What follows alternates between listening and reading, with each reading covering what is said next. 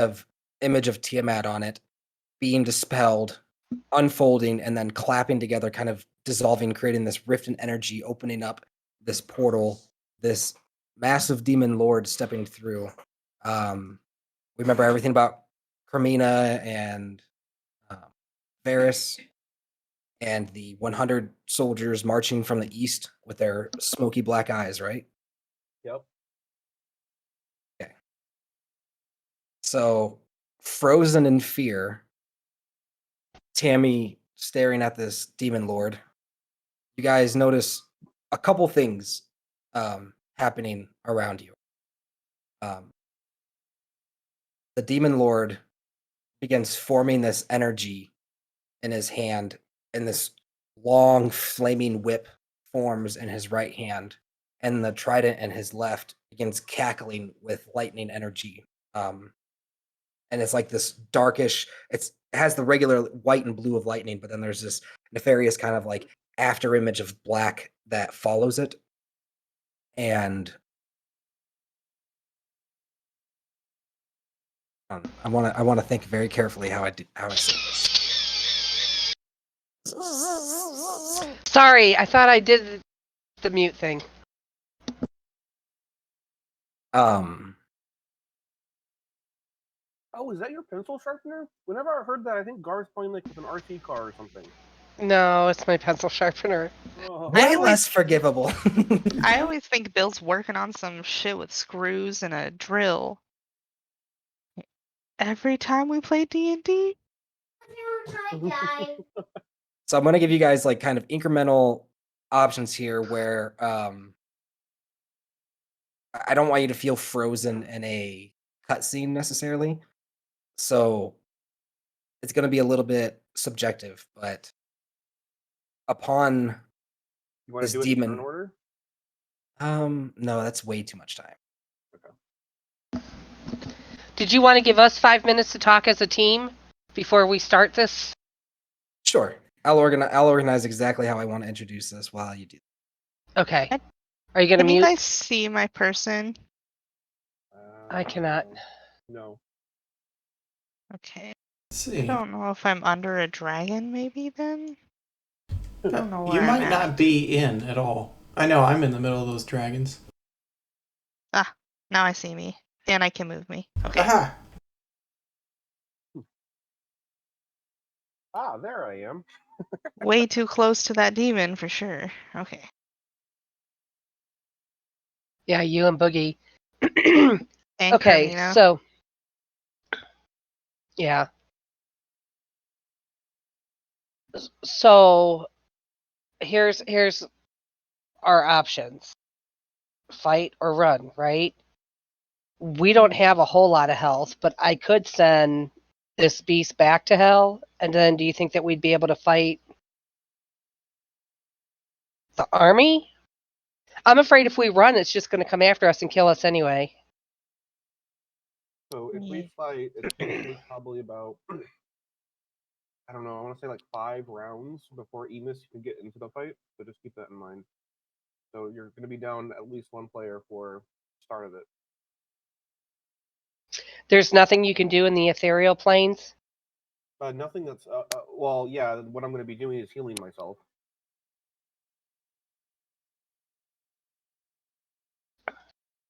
Does that take a spell slot for you? No, I'm going to be using potions. I'm going to be using a lot of them, so that's why it's going to take so many turns. Attack your mouth viciously with the potion.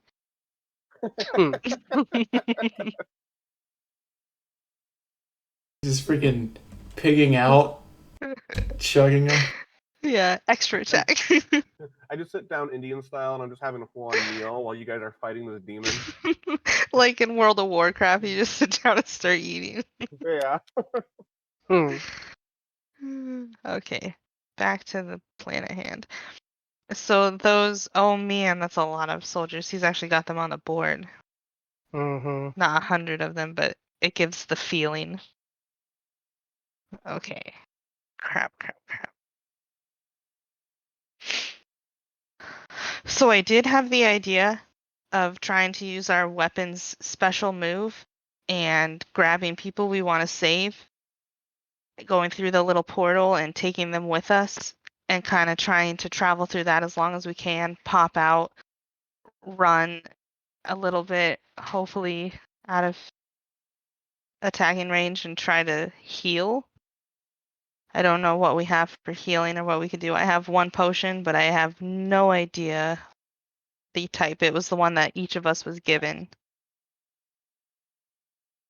But I don't know what type of, like, how much it's going to give people. I have a like- healing potion, but it's from Tammy, and she said it was small. I like the idea of trying to use our weapons abilities. So Sam, I think you've got like I think you've got like 6 turns left on your prayer of healing, where you can continue to use your bonus actions. That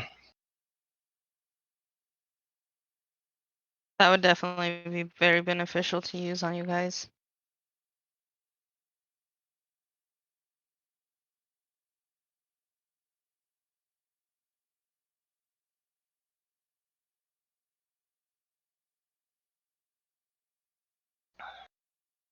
Are we ready?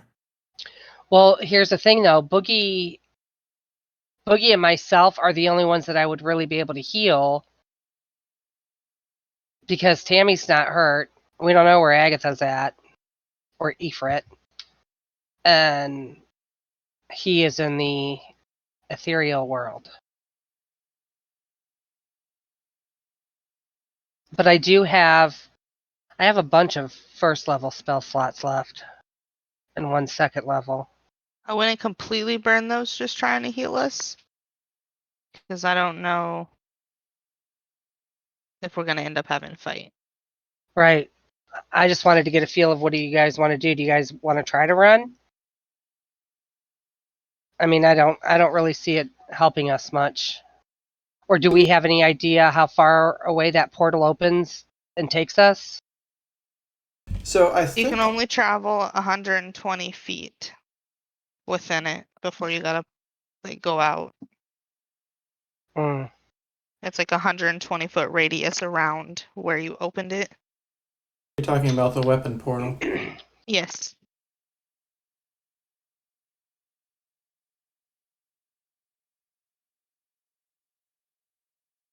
I don't really think that's enough for us to get away. Is that enough for us? She's Well, saying if we no. do it each shot, each turn. It's definitely going to at least create distance. Well, Give us some breathing room. there is the option that we go into that world and then go through the burrow into the Feywild. Oh yeah, I forgot about that option. That would get us out of here, but we wouldn't know where we would end up.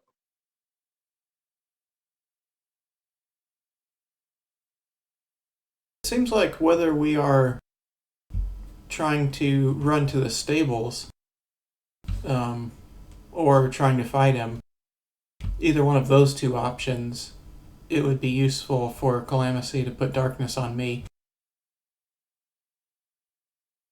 Then I can pick up Tammy and run, or me and Calamithy can fight this guy.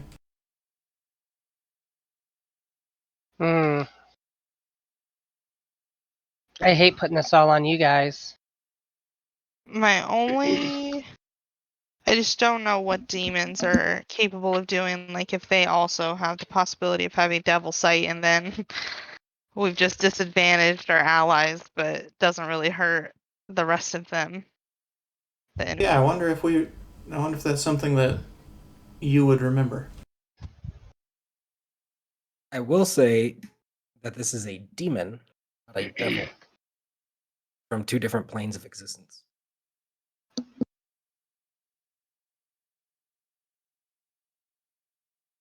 I really don't think we should try to fight this thing.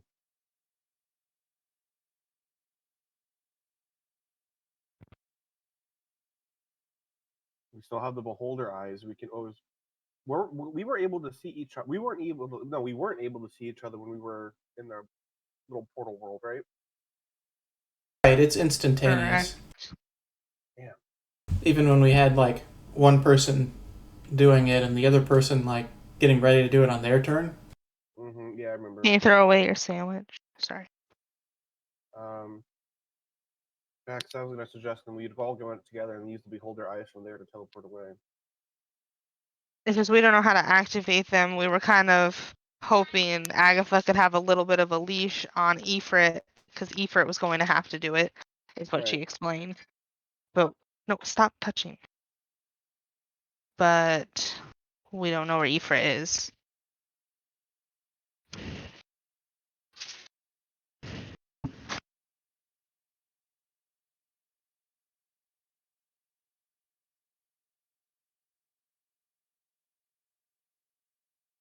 Are you guys ready? Sure. I guess we're just gonna. Are we running? We're running away, right? Sure. Okay, At we're least running maybe towards the stables. away. Okay.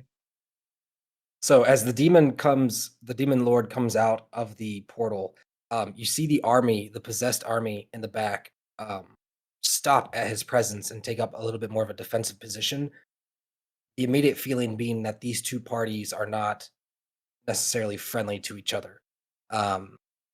Carmina looks back towards you guys with a panic in her eyes, seeming to have not expected this to have happened, like this creature to have appeared. And as you guys begin to take initiative, you can see glowing in the as you feel this immense magical energy, this presence beginning to rile up goosebumps. If your, you know, skin is able to have goosebumps, some of you begin like sending chills all across your spine. Your hair begins to stand up, and you can see this beam of flying. It looks like almost like a comet or something flying very quickly along the horizon off to the south, heading westward. Followed behind it, as you look, you see this massive dragon, huge. It's hard to even say that it's not something more that it's beyond imagination. Size of this dragon compared to any that you've ever seen, and Wow. coming from the back of this dragon, you see this pillar of some kind of this silver fire, like beaming straight up into the air, um, coming from the back of the dragon as it follows this whatever beaming fireball is. And Mm, let's roll initiative. It's the same type of light we see in our Mr. Vision. No, the I Mission Vision is like a uh, kind of like a silvery gold, um, almost like a light. This seems more like a silver fire. that sounds like Ifrit. That sounds so pretty. Man, those are some of my favorite types of fireworks. I got real low initiative. Can you hear me? I can't know if you were talking before. No. I rolled 15. And what I said before was that dragon following that what seemed to be a fireball. I wonder if that's Ifrit. Yeah, maybe. Emus Clemency got got us. Oh, go ahead. Emus got 13. Clemency 17. Boogie 5. Oh, buddy. All right, everyone, hold on to your numbers, because I'm saying busy, you sluts.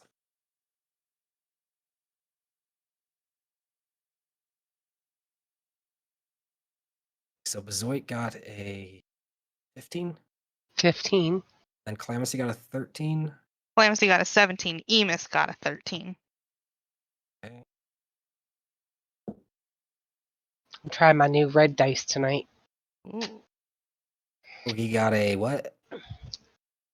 5.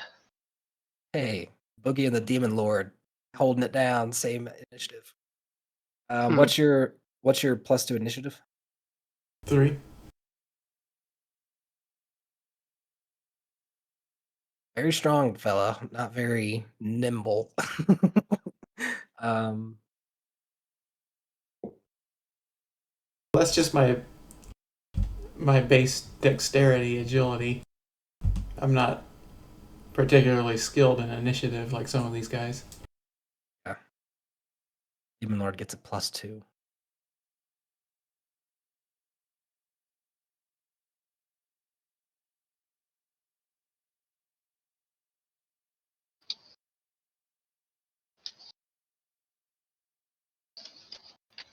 All right, Calamity, start us off. The flaming whip appears in Baylor's hand. The lightning or the trident catches this lightning all around it, crackling, and you watch as this energy begins pulsing, this aura from the Baylor's feet, scorching the earth around him like this intense heat coming off the radius around him.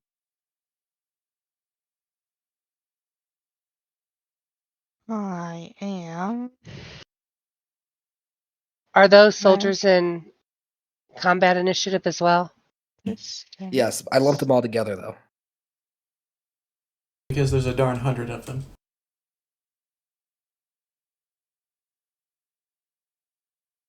It sounds like they would fight this Balar too, though. No, does it? Mhm. Maybe.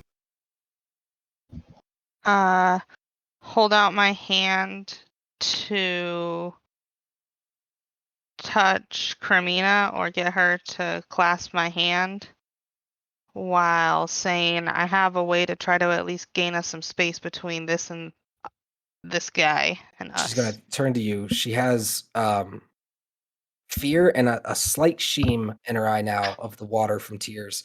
She reaches out and grabs you and reaches down and grabs Varys simultaneously. All right, and then I will use my action to open the portal with my weapon, with my free hand. Oh, Okay. As you slice this shimmering green and gold rift appears before you. As soon as you touch it, all three of you are sucked into the kind of orbed 120-foot orbed area. You see a different location, but seeming the same distance as it was when you initially entered. The same kind of glowing burrow that existed before when you peeked into it. Inside you know this which- 120 foot. Do you But know no- which way she went? I need Calamity to tell me. She's currently inside that thing. She needs to determine where she's going. So I'm going to be going. Yeah, this way. I just want as much distance as I can from him, but I went 4 already, so 4. So we're not going to go to the burrow. You can go. Oh, are we into the Feywild? We never really shored that up. true. But while you're in this thing, like, time's at a standstill for everybody else, so you can definitely, at the very least, go the full length of it. 120. Oh, can I? Well, I would try to go as far as I can.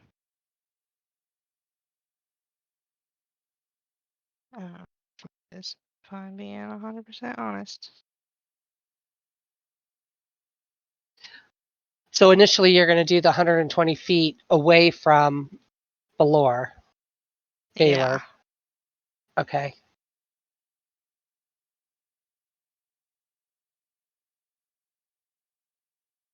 And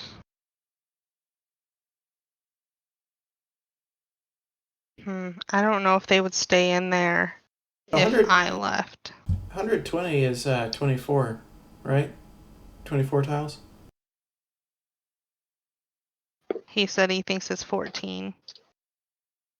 120 divided by 5. 24.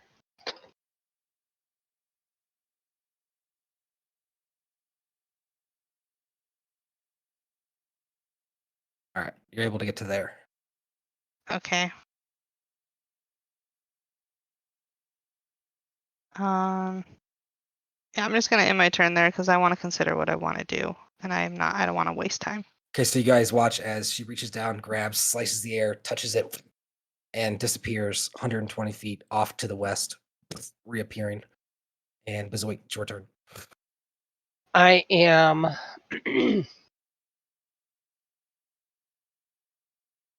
See me? I'm within her reach. I'm going to grab Tammy's hand and tell her, let's get some space between us. And Michael, I can't see me very well in this dragon rock formation thing. Okay. I'll try. Give me a second.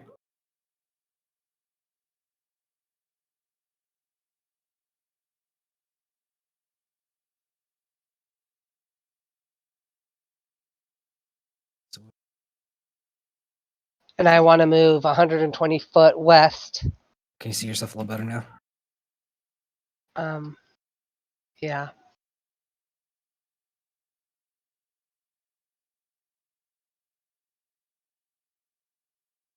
Are you using your weapon too? Yeah.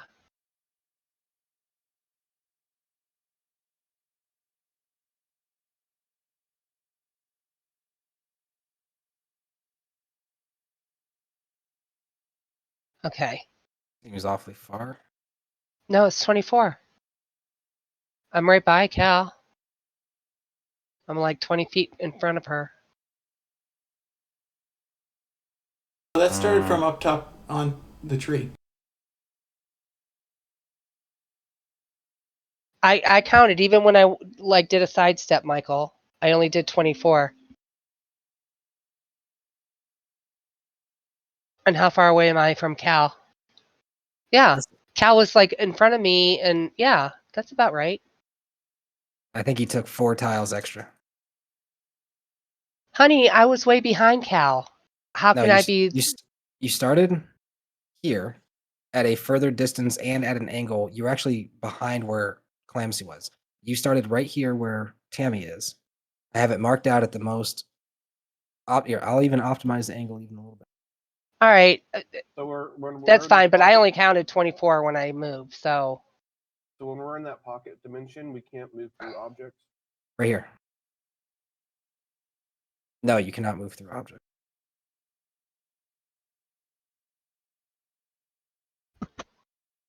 Okay. And then you come Tammy will out. be with me.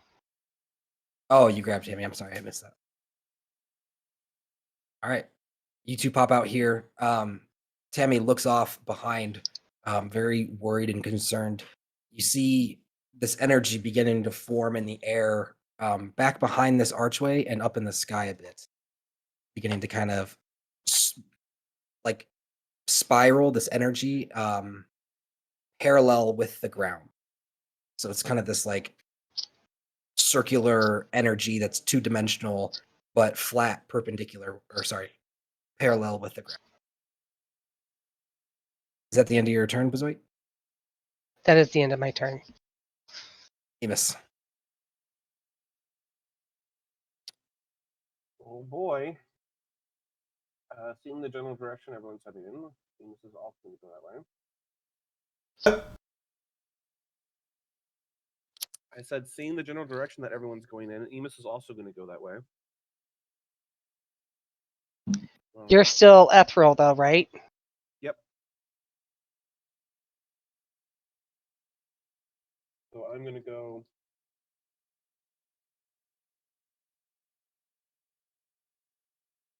There. Come on. Oh, Sorry if you guys hear a lot of noise. Gar's all jacked up on Halloween candy. Boop. And then from here, I'm going to pull out of my bag a. Oh, where is it? 1 healing potion, unknown. We got this all the way back in Selgaunt.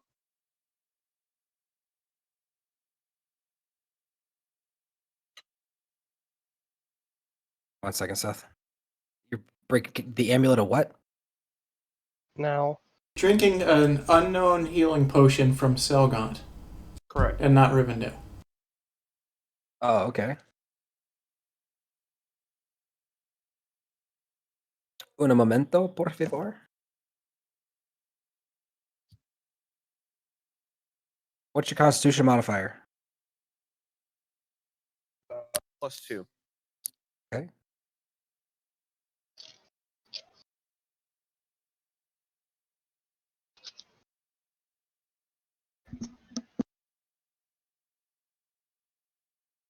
You regain 17 health. Wow, that's literally doubling my health. Nice. Okay. Then I'm going to end my turn there. Okay. Fermina turns, looks at you appreciatively, lets go of the charred hand of Varys, and notches a bow and lets loose 3 arrows towards the demon.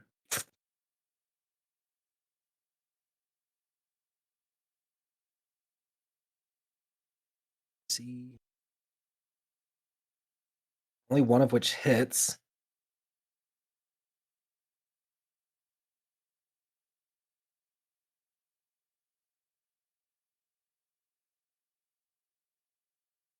She's gonna do We're gonna spend 20 the entire damage. fight just teleporting her around.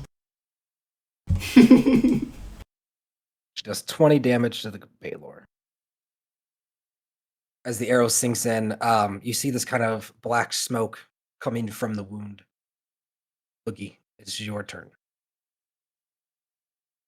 Okay. I will dash backwards and use my bonus action to second wind. Okay.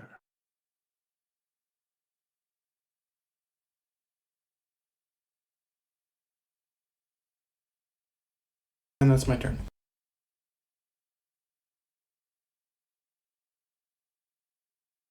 I need to look up something. I don't know if this is the true.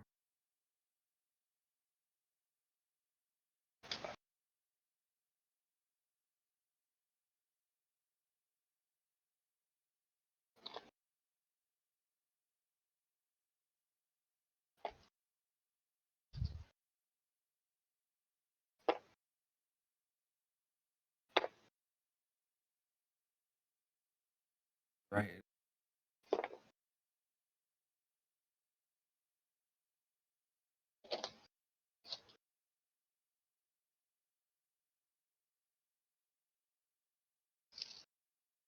The Baylor turns and looks at the amassed energy forming in the air behind him. Turns and looks at the army, and then you watch as he blinks in a blink of an eye, teleports right in front of Emus while looking down right at him, completely aware of his presence. Oh. Oh. Hmm. No, this is fine. Everything's fine. You see this fire aura emanating from around him. As he lands, you're within 5 feet of him and feel this intense heat. The heat alone. 11 fire damage. Oh, okay. Great sign. Yeah.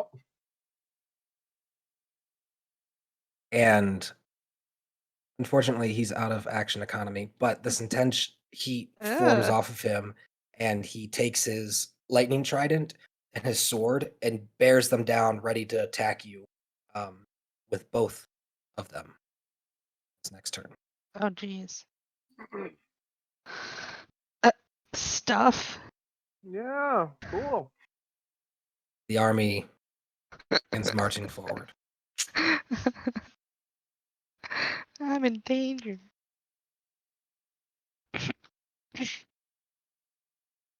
Yeah, Baylor has true sight. I'm gonna have to turn to the Baylor and say, take about 30% off there, Swirly Dan.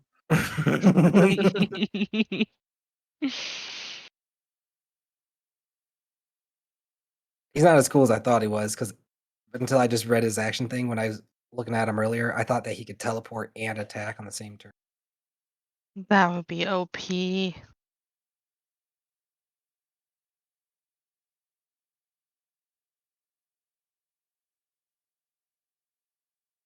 Hold on. I'm moving the army up. You guys here. Between the And two you of can- you girls, you guys can do that. Of course, it's 2 people, but still. You guys see that flaming, moving at incredible speeds. We're talking, I did the math on it. It actually doesn't. What is foot per second turned into?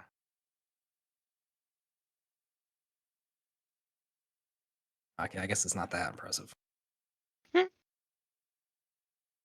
But anyway, this dragon is flying at a flying feet.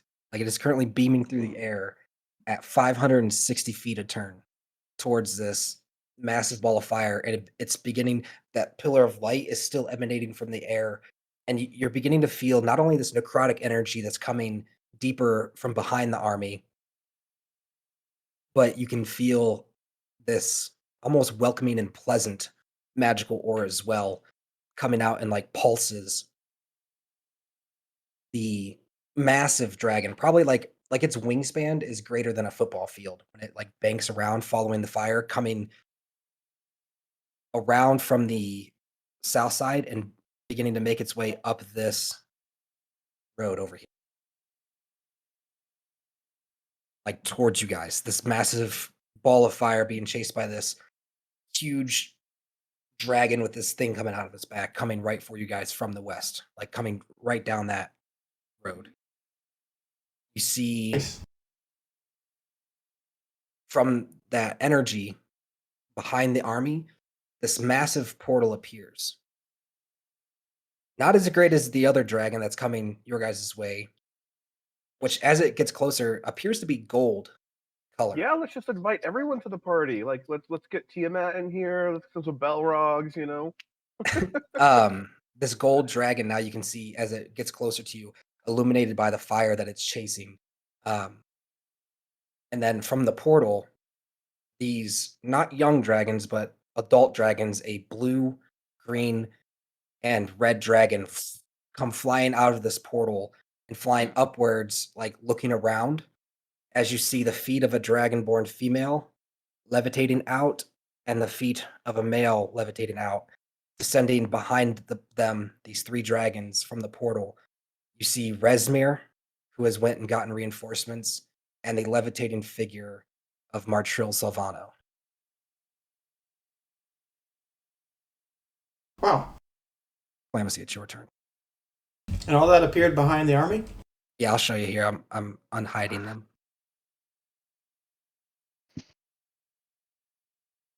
Got anyone else to hide by any chance? You know, just want to check. Yeah, can you guys see them over here? They're Probably right too here far in the away. Let me air. look. No. No, we're too far away. Well, allow me to screenshot them for you. Well, they're over there, guys, and it's epic.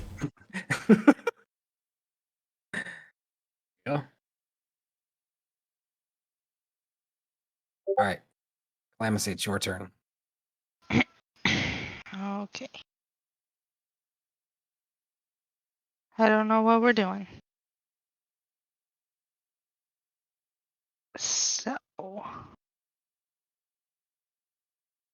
I guess I'll get a better angle and just try to fire some arrows until Emus can get out of there.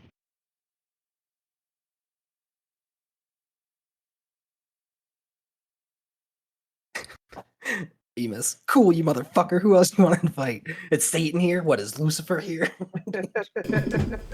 19 to hit.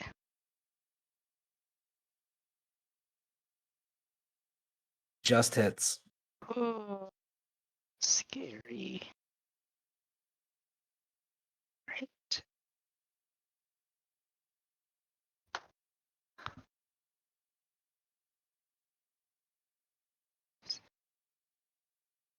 Nine damage.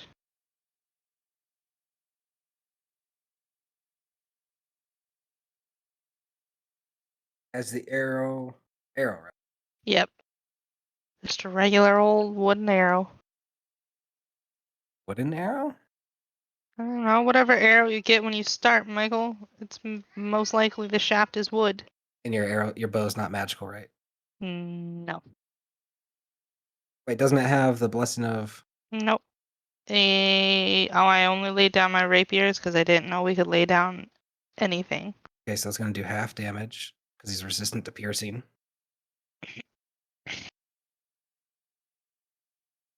And you see, you're not close enough to take damage from it, but as your arrow strikes, you see this magical flame flash back 5 feet towards the attack.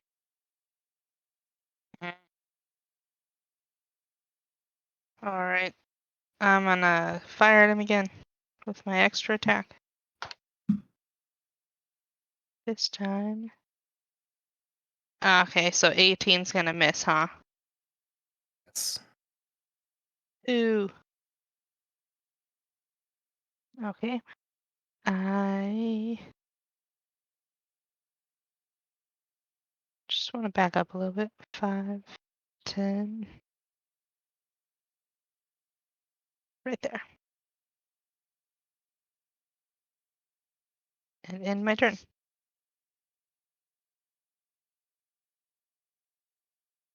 Zoit.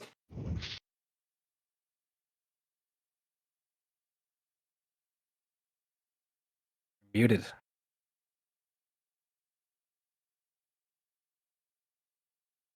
Zoit. I'm sorry. Did you skip Tammy? Yeah, I forgot to roll for Tammy. Let me roll her initiative. Don't forget the drow. Oh, thank Yeah. you.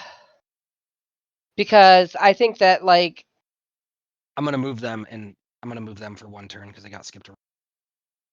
Not Tammy, but I'll move because she's seen, but the Drow Child is not seen. can she scurry up the wall or get somewhere hid? Because I'm sure they're not after her.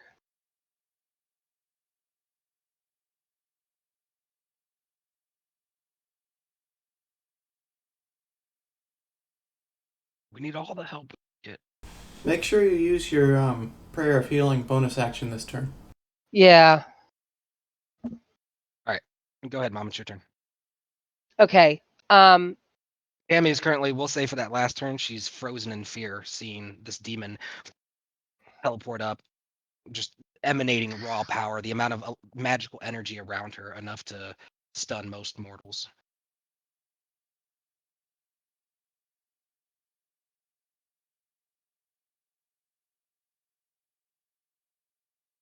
What you doing? I am fighting this stupid McAfee crap. Oh, shoot. It's right in my way of. Can somebody measure between Baylor and Bezoit?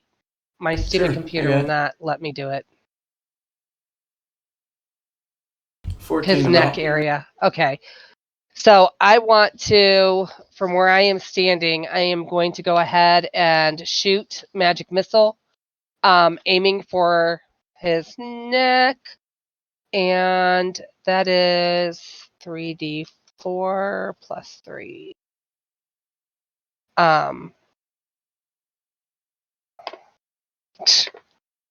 4, 4, and 7.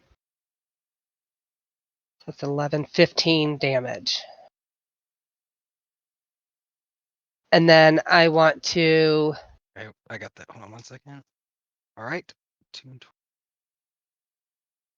All right, so these 3 darts of magical missiles come blazing down on him, his focus still looking down, seemingly unbothered by that attack, like he'll deal with you when he's done with what he's got.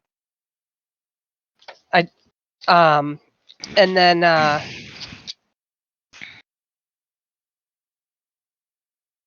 am going to use my bonus action to heal from my Breath of Bahamut. I still have that. And I have regained 5. All right. And I'm going to look at You Tammy mean and your say, aura of hide. vitality? Is that what you meant? No, when I did, yes. Yes. Yes. All That right, was what I meant. Emus. When you yell hide at Tammy, by the way, her like head does that stuttering kind of like turning to turn her ear towards you, but her eyes still stay focused on what's going on. And Emus, it's your turn. Um, all can be. Yeah. That's gonna be big old dive, Captain. And I am going to dash straight down.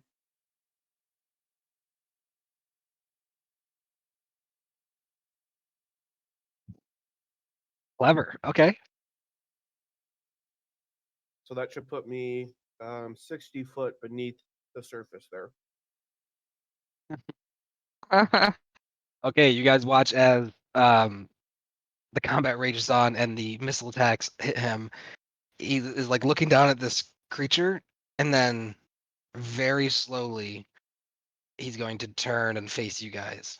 I'm letting out a roar out of frustration as this prey is taken. Is that the end of your turn, Emus? Yes, sir. You're not going to do a healing potion? He dashed dashed. down. Yeah. Oh.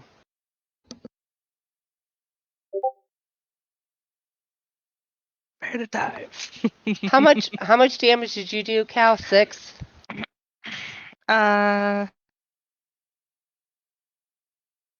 don't really remember. I just know it was halved, and it wasn't a lot to begin with. All right. Cremina is going to turn and look at Clamcy and say, "Can you care for him?" Looking down at Varys. Yes. And in a wisp of smoky shadow, she vanishes to a different angle up on this wall here and inhales a barrage of 3 arrows towards Baylord. You got any of them fancy lightning things? How come she got 3 shots on one target? That's not fair. Because she's stronger than us. She can I bonus know. action teleport. Oh, you mean why does she get 3 attacks? Yeah, because I only get 3 attacks Cause, if I'm hitting 3 different targets. yeah, because she's stronger. Yeah. 2 of them hit.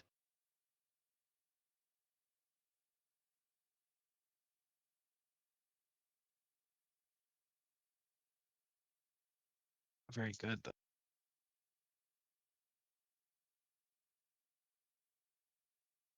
You're going to do 32 damage in total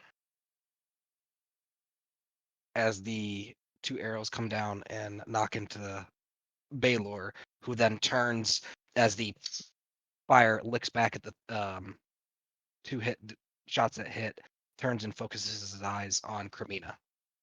Boogie, it's your turn.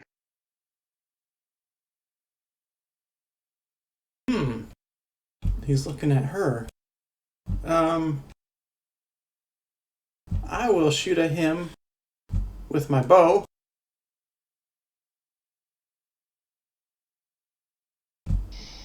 Couple shots, and also do a commander's strike to let Cremina shoot an extra time.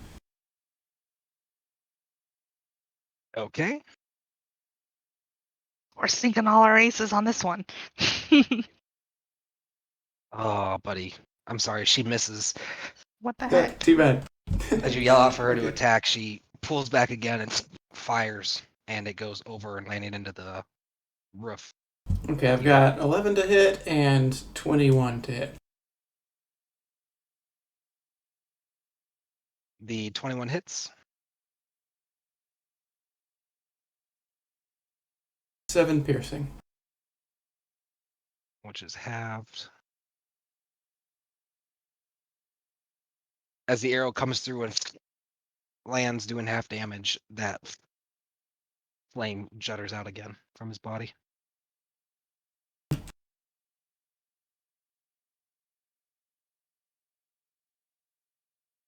Run away! Okay, that looks pretty good. Ah. There you go. All right. Allow me to do something. The child. All right.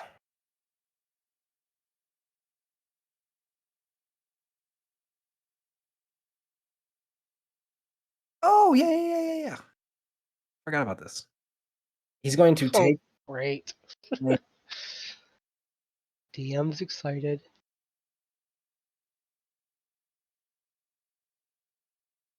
The whole map shakes when he stomps down. Here, the intense heat coming up.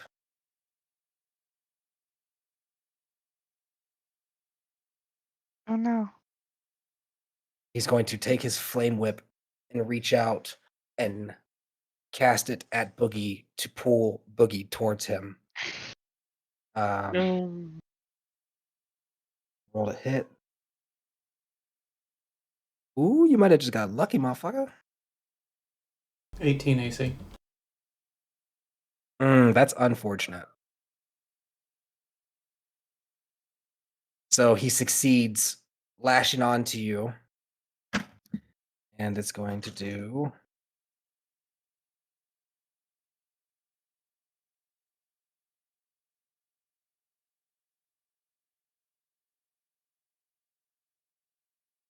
13 slashing damage.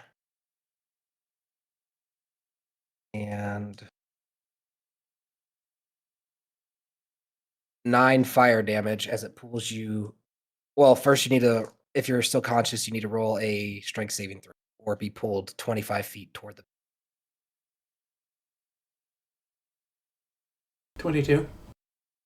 Oh, okay. So you actually are able to succeed as he's pulling on you, and you buck off the whip.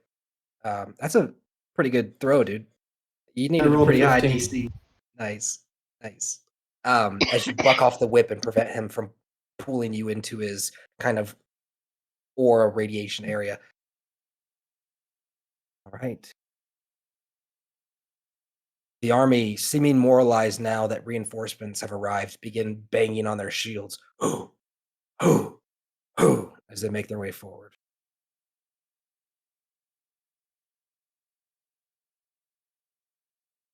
I'm going to move the one guy.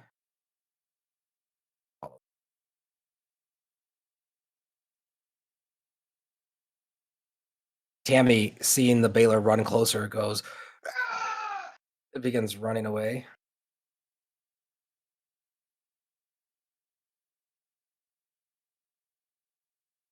She gets about here and she turns around, seeming frozen, looks back and says, Boogie, run!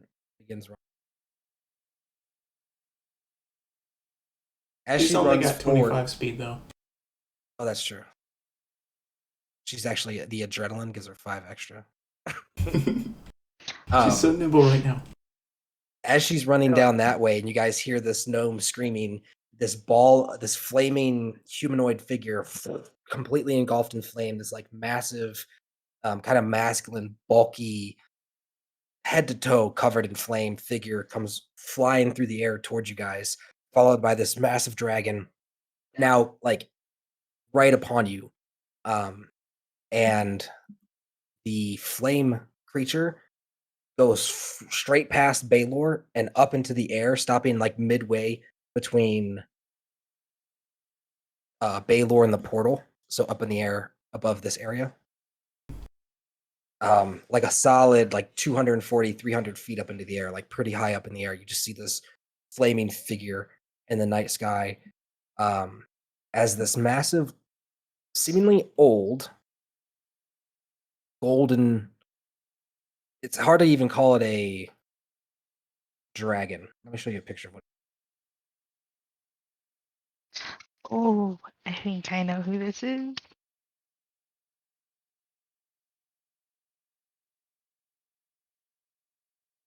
What the heck, SpongeBob? Yeah, because he said prepare to dive or dive, dive, dive.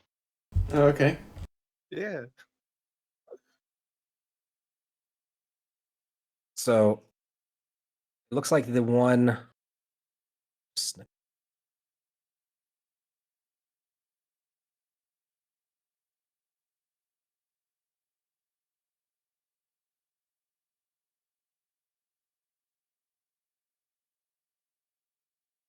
Like this one, though, that would probably be like a younger rendition of this dragon. It would seem a little bit bigger than that now and much older.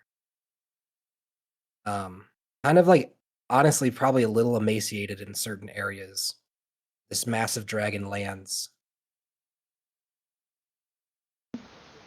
Where did you put that, Mike? And 7 stars.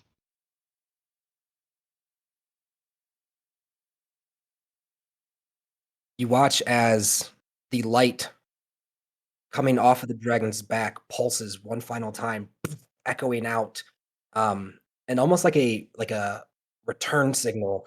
A burst of energy comes from the distance towards the location of the Mishra Tower, and you see something that was within Martrill's cloak come yanking out of him. Some bluish white crystal object comes ripping out of his cloak and jolting towards like a comet straight towards the tower and then disappearing over in that direction. And you hear a yell out like a profanity from Martrill's direction.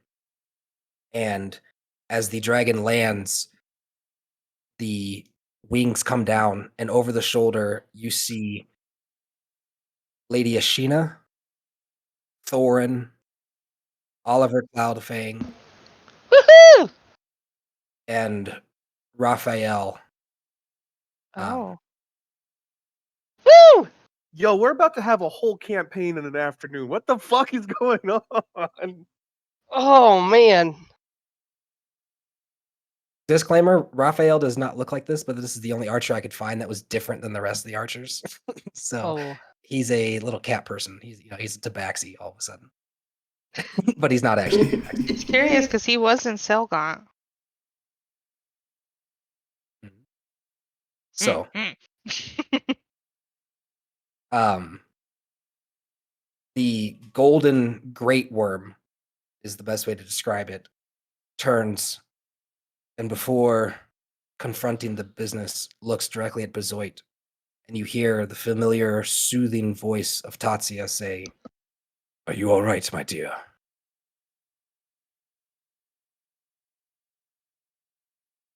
Clamsy, it's your turn. Okay. I am going to run over to Varys, pick him up, and cut a thing with my weapon. Then I will go. Basically, Big Daddy's here, so I'm trying to just go to here and pop out. Big Daddy's here. Yeah, big golden dragon, Big Daddy. Give me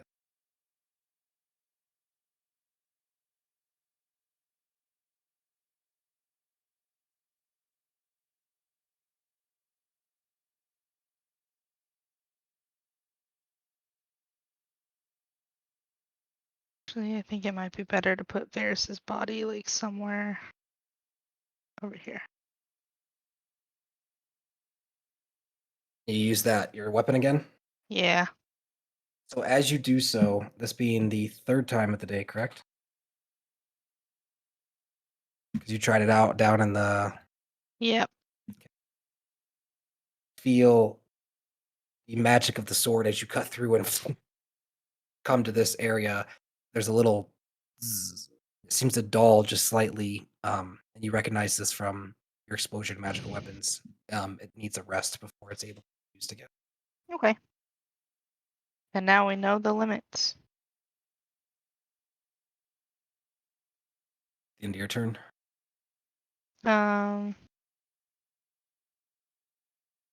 No, I would like to bonus action dash just back closer. You can see the dragon that landed like right in front of Tammy. Her jaw is open, and it seems like she might choke. Like she's like just completely stunned and dazed. I will be dashing to there.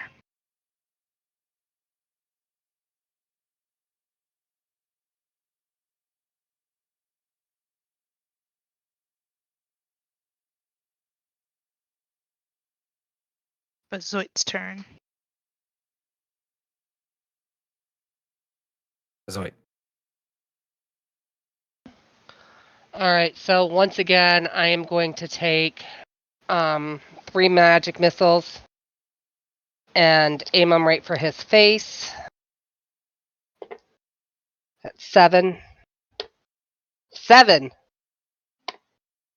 And 4. So 14, 15, 16, 17 damage. And then I want to use my bonus action to heal at 6 and 4. So that's plus 10 for me. How much damage did you do? 17? Yes. Okay. 18. Are you not going to address what Tatsuya said to you? Oh, I thought I did when she asked me. I said You're muted. I'm sorry, I said I'm weak, but I'm well. Gotcha. All right, so they come echoing down onto him and doing a good amount of damage. The demon turns and is looking like, even as you strike him, he's turned and facing this golden great worm. The dragon almost seems to like smirk down at this demon, and you see the demon look back.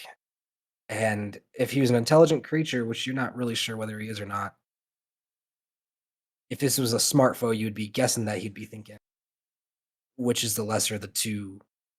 Like, where should he, he's worried about this dragon. The end of Okay. your turn, Berzoit. Yes.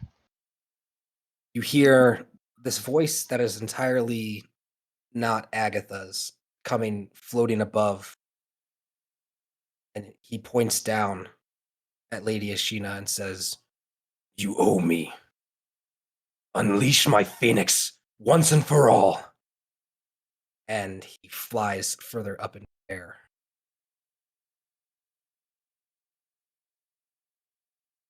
Yes. Hmm. Hey Andrew, I'm really glad you record these sessions because this is what I'm definitely gonna have to rewatch. There's so much going on.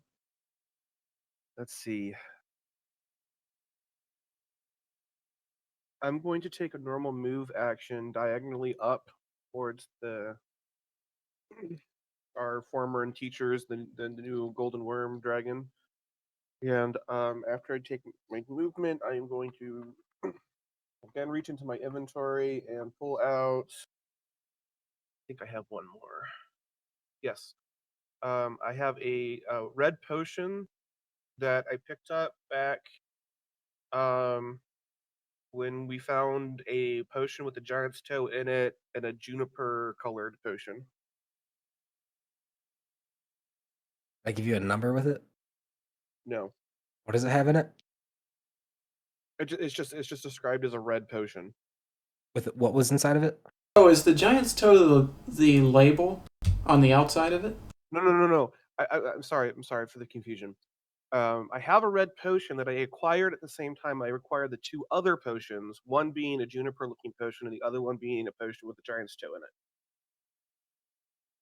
Okay. I think these might have all been at Tammy's potion shop. Yeah, I think that's correct. Okay. Un momento. Just to recap, it was Lady Ashina, Thorin, Hassan, Oliver. That's all of them? No Hassan. No Hassan? No Hassan. There's Thorin, Oliver, Lady Ashina, Raphael, and Tatsuya. This is a very emotional day for Emus, being close to death and seeing the two most important people, or three most important people in his life in the span of like 20 minutes. And I'm fucking underground if there's a demon chasing me. All right, give me a second. Restore 6 health, and you feel a burning sensation boiling up in your throat. As you open your mouth, you can see magical flames harmlessly against your skin flickering from your mouth. Huh, that's interesting. Okay, and my turn. Just So down on just the now you ground. walked towards the dragon, right? Yeah, I didn't dash because I wanted to use an action to drink a potion. So I moved 30 feet up diagonally towards the dragon. I really can't relate to where that is, so I hope you know my. You are basically straight underneath the demon. Yeah. You were like, Which, by the way, he glares down through the ground and sees you. And he seems to be looking right at you. And then he looks back up at the immediate danger around him. I'm gonna stick my tongue out at him. Is that the end of your turn? Why does he hate you so Yes. much, Emus? I don't Because he think wants he's to finish hitting him me off? directly. Yeah, I think I'm just really close to him. So, and he's annoyed that he couldn't kill me. Well, a lot of us are really close to him right now, though. He can touch us. He can't touch Emus yet.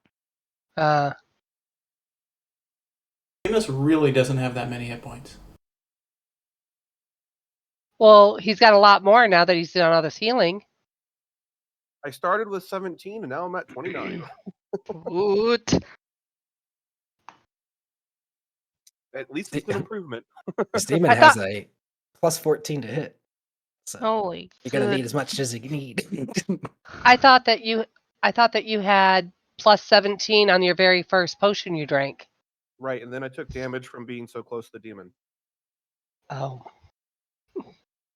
Shucks.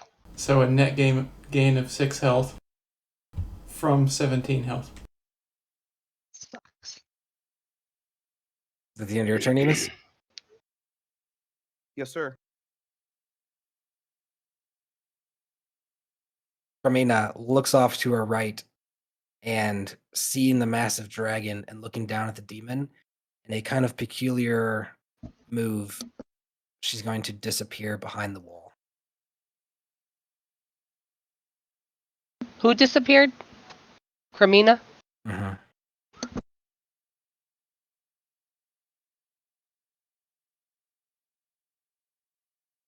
All right. Okay.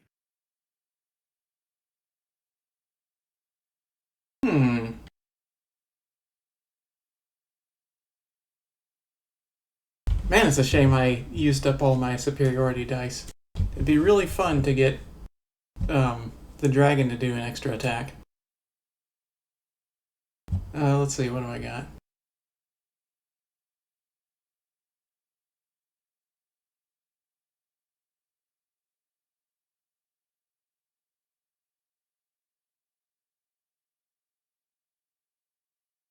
Can I attack with my sword? Yeah, you absolutely can.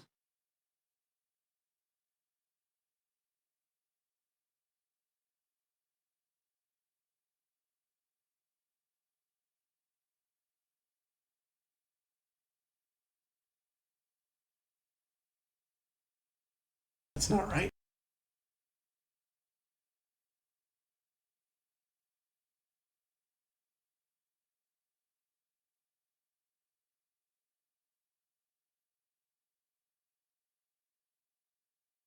Okay. Oh, I guess I don't want to be within 5. I want to be within 10. Hey, your bugbear arm's coming in handy. Okay, so time to attack with this thing. Lost sword. Oh, you bitch. 21 to hit.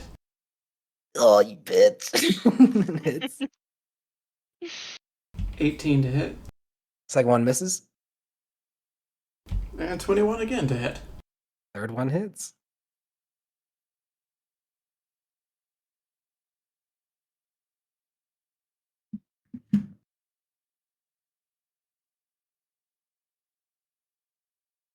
6 slashing and 6 slashing. Non-magical or magical? Magical. Okay, as the slices come down, the flames lash out at you, but you're able to avoid them with distance. And he sees this and yells out in frustration, and he's going to turn.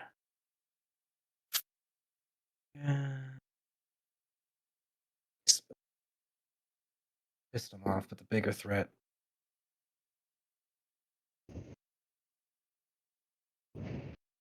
He turns and faces you. Okay, I'm going to action surge and do that again. Oh, okay.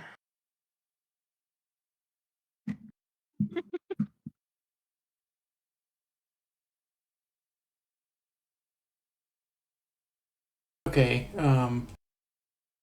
2 of them miss, and 1 is a 19, which I don't know if that hits. 19 hits. Oh, good.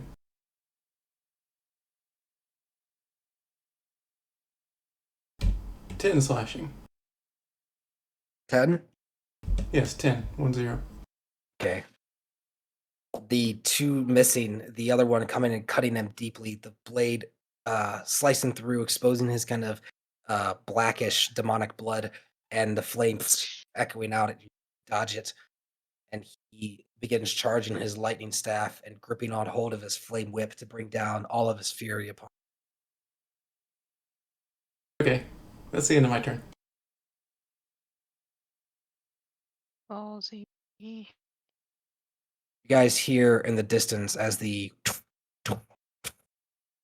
soldiers march their way towards you, the echoing out of a hand crossbow snapping, and the sound of what sounds like one of these soldiers falling and collapsing from the ranks. Go sell. Yay. Now let's see what this demon does when he actually gets to attack. The Baylor going to make 2 attacks at you with his lightning trident and with his flaming whip. It's gonna pull me in close. Lightning trident first is a 19 to hit. Hits. And wow, he's rolling really low, but an 18 to hit. So that's my AC. So it hits. Okay.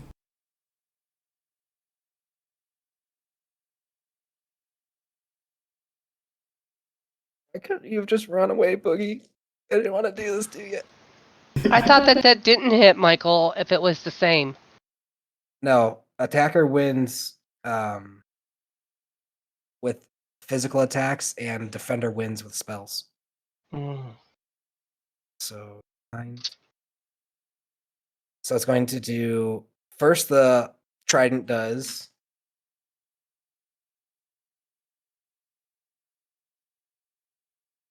Is he gonna do like 50 damage? 70 Eight. damage? 19 slashing damage Okay. That's more reasonable. plus 16 lightning damage.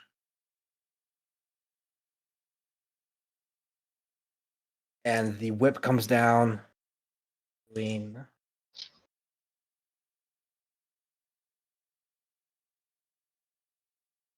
14 slashing damage.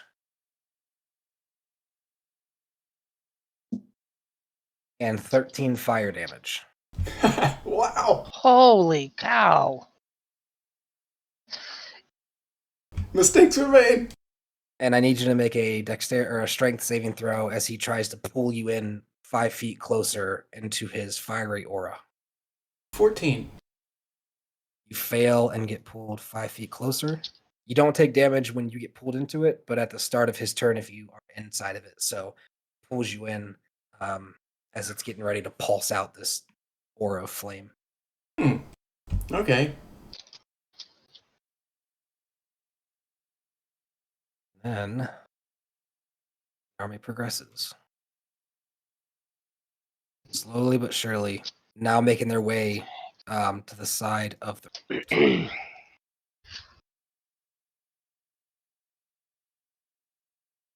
Tammy still sitting there and she turns and looks, unable to say anything, but looks back towards Calamithy for some kind of guidance as she runs by. I think you should at least try to stay out of his radius if you're going to try and fight.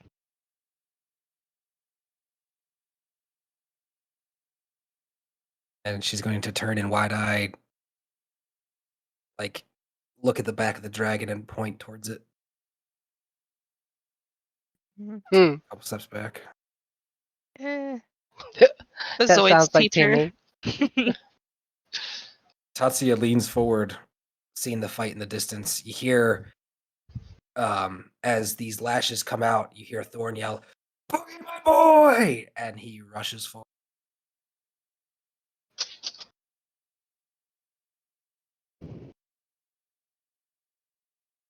And he pulls from his back this large throwing axe and hucks it with authority towards the demon. Let go of him! Let's see if it hits.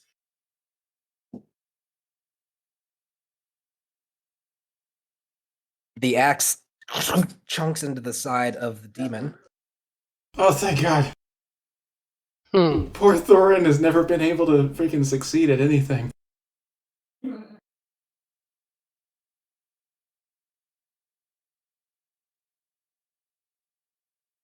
And he does 22 slashing Wow. damage, which gets halved, so he does 11 slashing damage.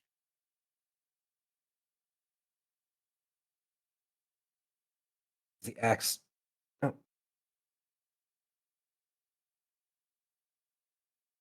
Chunks into the side of him, sorry. Math and talking at the same time is not my forte. Oliver and Raphael are going to leap into action as well.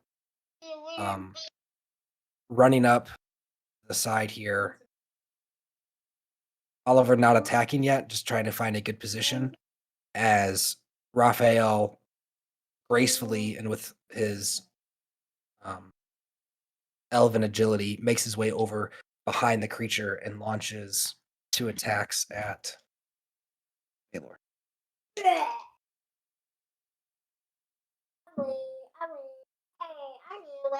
The first one bounces off the large husk of his back, and the second one lands.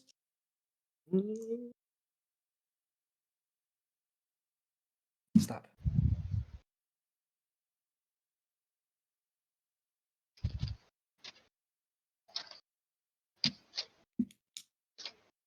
$20 piercing, or it's not piercing, it's a magical weapon, so 20 damage to Baylor. Tatsuya turns, looks at Bezoit and says, "Put them off. I have a plan." He looks off in the distance towards the dragons and Martrill and Resmir, who are floating their way ever closer to you guys. He says, "We're going to need it for the Immortal."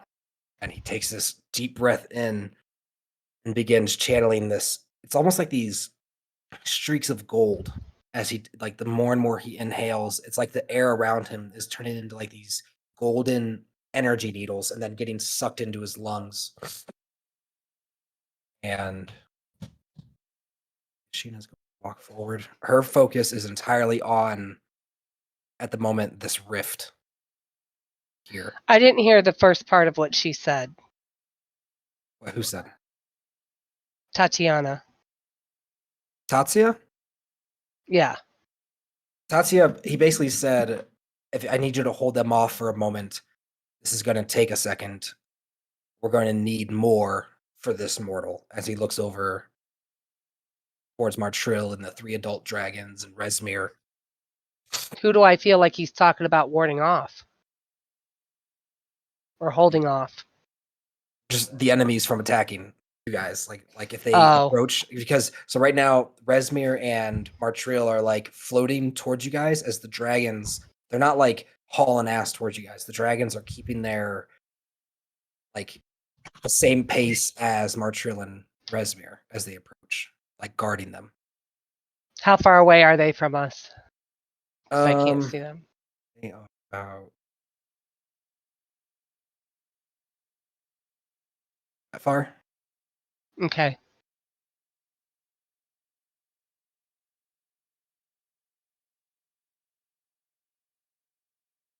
About 175 foot. 180. Yeah, and he seems to be channeling this massive breath weapon into his lungs. Tatsuya does. Lady Ashina is going to run forth, seeing the portal in the distance, and then looking down, seeing this monster on Boogie, and she's going to. Second. Where's my phone at? Where'd my phone go? Give me a second, guys. Talk amongst yourself. I need a second. Her stat block's on my phone. So this Too is bad I going can't well. talk among the NPCs also, because I plan as my character to tell them something.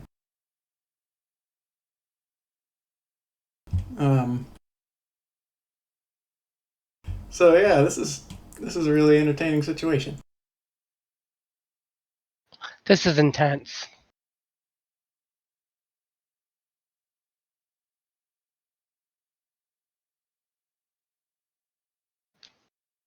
Guys, I can't find my phone. Did Gar take it? Caitlin's calling it real quick for me.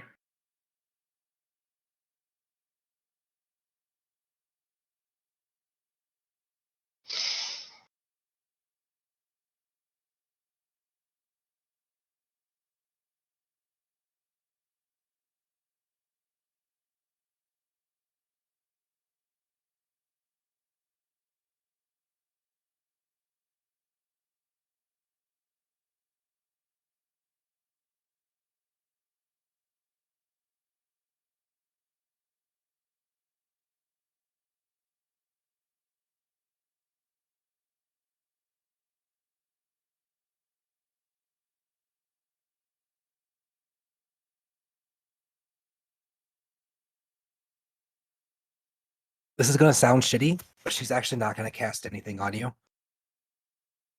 She's going to actually run past, dashing past you towards the rift. Mm-hmm. Clamsy, it's your turn. I'm gonna sidestep so that I have a good angle for the Baylor feller. And I'm gonna try my hand at Eldritch blasting his butt.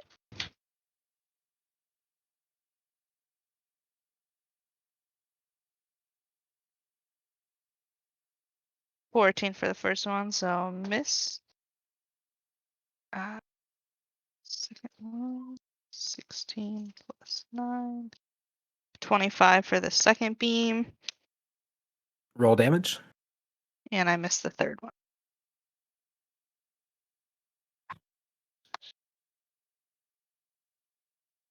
What? I did 2 force damage. I really nailed it. Shut up, Michael. He laughed manically. You couldn't hear it.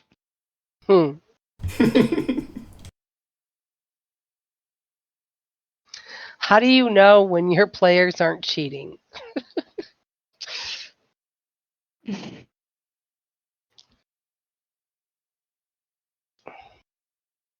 All right. Whopping 2 force damage. I got And it it written kills down. them. How do you want to do this? Is that the end of your turn, Clemency? Yeah. Okay. You're not going to move back out of the way? Nah. Zoid. When you said, "How do you want to do this?" I thought you were serious. Oh, no. No. I want him to explode. Okay, once again, I am going to do magic missile. What does that remind me of? Every time you say that, it reminds me of some meme, and I can't remember what meme it is. It's like, I am once against. I can't remember what it is. Anyway. It's the Bernie Sanders one. I'm once again. That's it. That's it. That's Support. it. Yeah. I am once again. Go. Okay, total of 15. 15 what? Well, I didn't hear what you were doing. Magic missile. Oh, damn. I hate magic missiles. I love magic missile.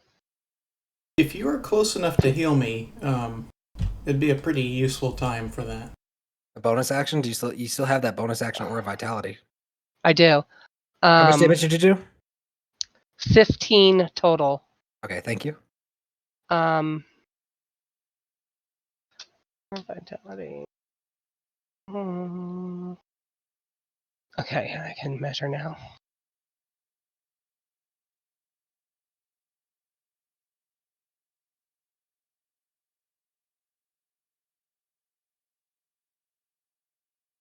I am not close enough. I am going to go ahead and take 2 steps. Maybe that'll be enough. I want to. Your camera must be looking from the northwest.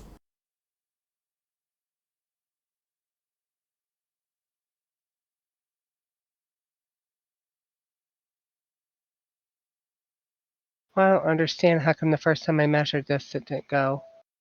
Because you keep clicking on the wall.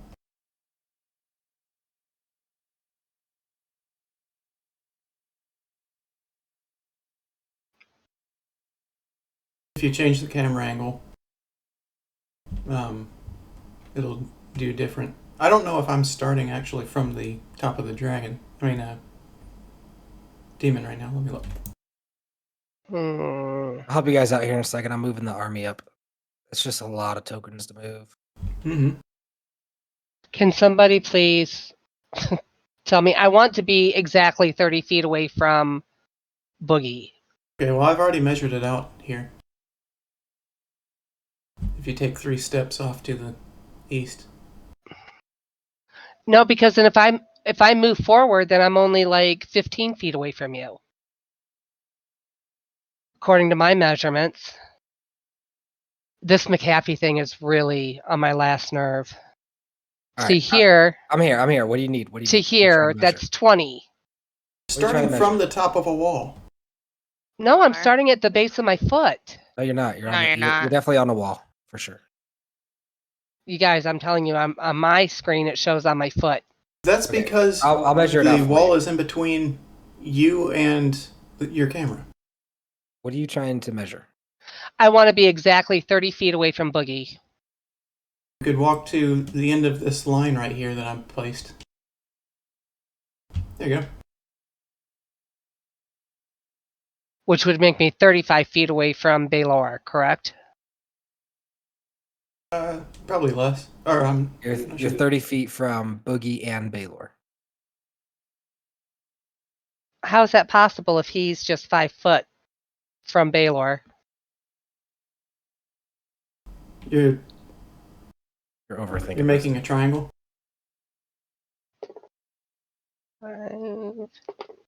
He's also Okay. a larger creature. He takes up more space, so he's gonna be closer to you compared to Boogie. My bonus action or of vitality, I restore 9 health. That more than Boogie. doubles my health. Hooray! Hooray! That'll be very helpful when he teleports to me during his turn.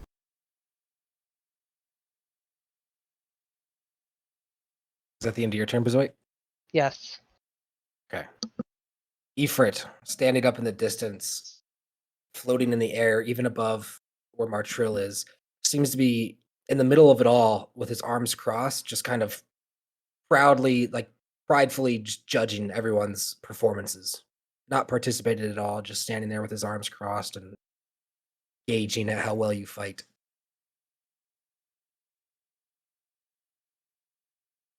You miss. Okay. I am going.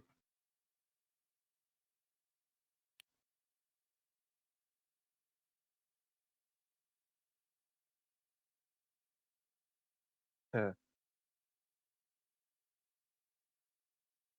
going to go ahead and cast haste on myself. And I really hope that's a good decision. Because that was my last spell slot. Oh, That's not true. I've got some first levels left. That's my last good one. Yeah. Haste is pretty awesome. So your approximate location is 40 feet beneath the demon. Right. So you begin concentrating, and you cast haste on yourself. Okay. Am I allowed to get the bonus of haste this turn? Which is a willing creature that you can see within range, like yourself. Until the spell ends, the target's speed is doubled. So if you haven't taken your movement speed on that turn, then yes. It gains +2 AC. It has advantage on dexterity. Only be used. Yeah. So you can still attack, disengage, dash, hide, and move. All right. How close does one dash get me to the golden worm? What's your movement speed? Base is 30. So one dash would get you 120 feet total then? Correct. So the golden worm is, well, you're at an angle, so that's 7. You're only 105 feet away from the golden. All right. So I'm going to use a dash to get behind it. Okay. Up on ground level behind it. Yep. Okay. Well, I'm sorry. Put me off onto like like one side, like where Calamacy is.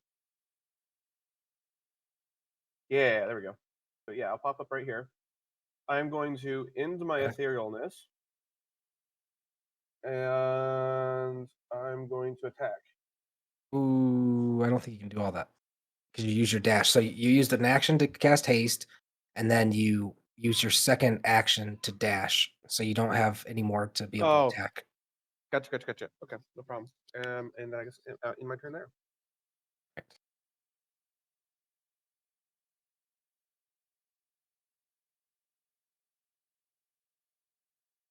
Hear a body being dragged behind you, guys. Whereas this corpse kind of disappears behind the wall. Boogie. Okay. With my lost sword, I will cut at the air, trying to teleport off to the west. It's really unfortunate that it has to be at the start of his turn for this thing. Fortunate for him.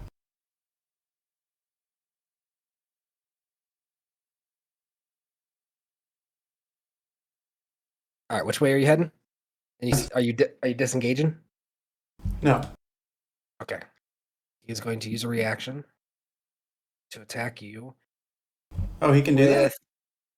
Question, because he was trying to use his teleport thing so he can attack. Oh! I am so sorry. This is what I get for. I have so many NPC stat blocks up right now, and I'm reading people's abilities. I'm sorry. Can you tell me again, and you have my full attention on what you're doing? Oh, you're slicing the air, using your Yep. action to teleport, get away. Okay, Yep. perfect. As you do so, the demon yells out in frustration. This horrible into the sky. And it almost sounds like Ifrit might be kind of laughing at the. Okay.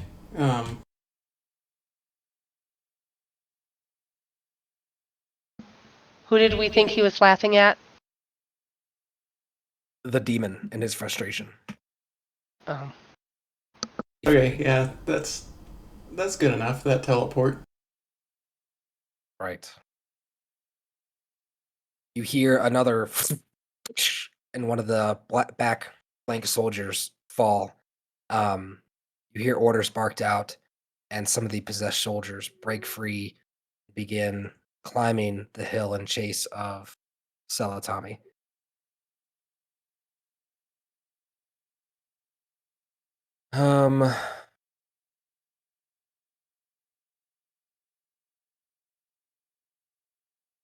The Baylor is going to look around, kind of focus his senses, and he's going to launch up into the air, flying 80 feet straight up. Whew. Yikes.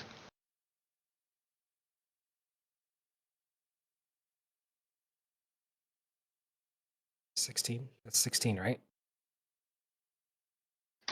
Yeah, that sounds good. 16. And then he uses an action.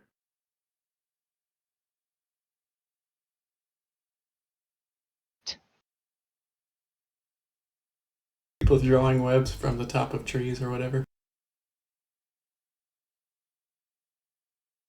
And he teleports 120 feet towards the source of the Mishra pillar.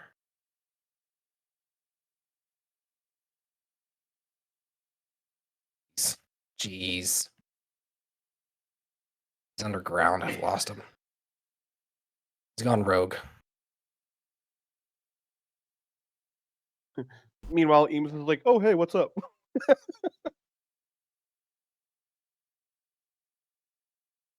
All right. So Our archers are Sensing- going to jack him up now. sensing danger, he flies up in the air and teleports diagonally towards kind of Martrill and them coming down and the army, but also up over the church towards that sword, Mr. Tower area. And the army marches forward another 15. Where the heck?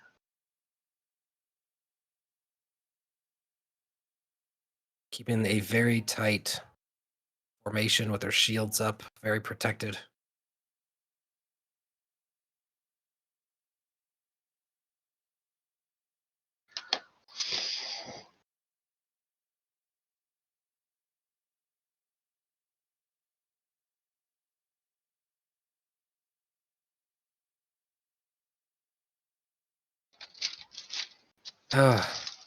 Retrospect, this is too many to move. I wish you could lump NPCs together and move them at the same time. Oh, yeah, that would have been really cool.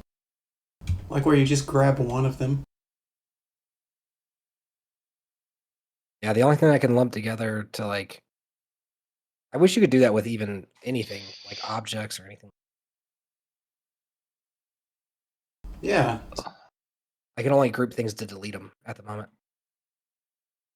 Yeah, that would be really cool. Like, you've got a section of wall that you know is a hidden passage that you're going to get rid of, and you it's all grouped together.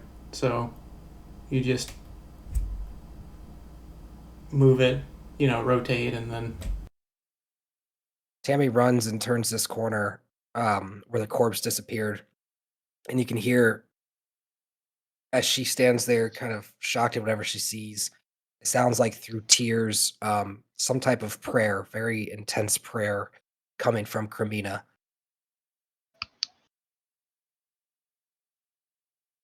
The dragon bellows out, "This is all I have. Make it worth it." And he launches this golden light up into the sky. And you see what appears to be like a series of like needles, but also these orbs of just this golden life energy begin lobbing out. It drapes along Emus, Calamacy, Tammy, Thorin, Oliver, Bezoit, Lady Ashina. You guys are washed in this feeling. Wait, oh, Emus, you are so lucky. You're up on surface now. Because, yeah, it does affect Emus now. This energy washes over you, completely restoring your vitality to full HP. Wow. Yeah. And gain. Well, let me step.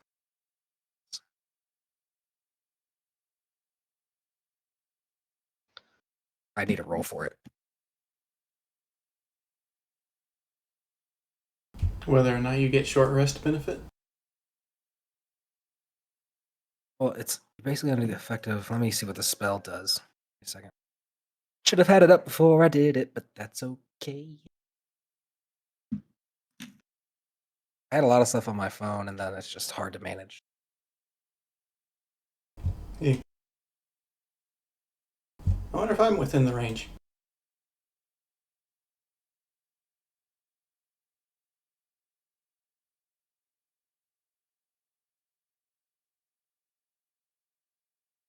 Oh, so it's also going to drape over Varys. You return to full HP. Gain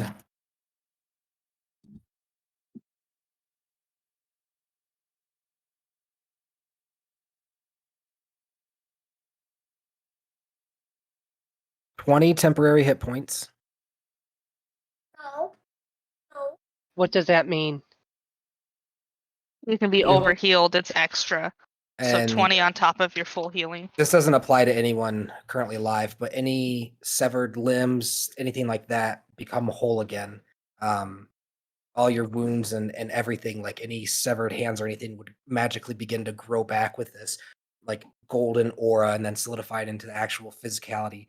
What Tammy about and this? Carmina are watching as Varys's body goes from this crispy corpse and not alive, but his body returns back to, his kind of luscious black hair and his kind of pale skin, but he returns to a normal looking human, still dead. What about Well- the scars I got from my sister?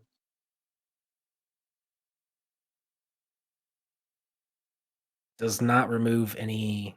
No, it doesn't. It wouldn't have removals. Am I in the effect? Yes. Oh, good.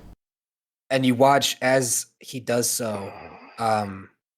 He begins after this energy emits out of him. He begins coughing and reverting from a golden dragon back into the old man that you all are familiar with seeing. None of you have ever seen him in this form before, but he returns to the teacher you remember being Bazoid's teacher, the old man Tatsia, as all of his energy is depleted. Okay, I have a question. In the beginning of your talk, you said that Varys was included in there. Were his hit points restored? It does not restore people back to life that are dead. It just restores everyone that is alive and affectable to full health, whatever their full health is. But he no longer is a charred, crispy, electrified bacon. Use this for Tatsia.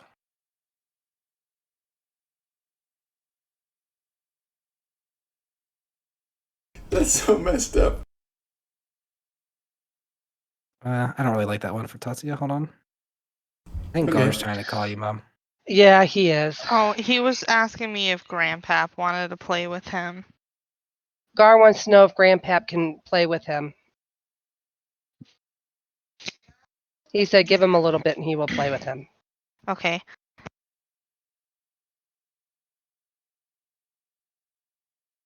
Okay, that's the best that I have. There's just not a whole lot of options as far as, unfortunately, minions go. I even got on Hero Forge today and was looking for purchasing some, but I couldn't find any that were available.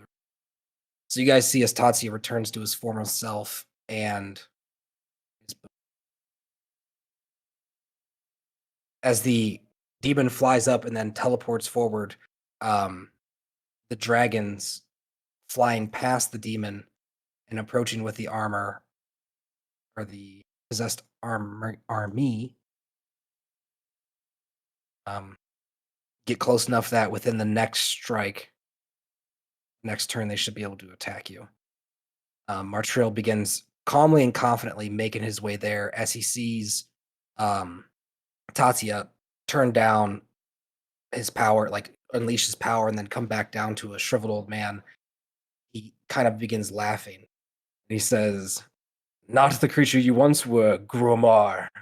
And you see Tatsia look up with surprise, and Martrill casts this kind of handsome, wicked smile that he knows Tatsia's draconic name. Tatsia seems a little worried about that. What did he call him? I missed it. Grumar?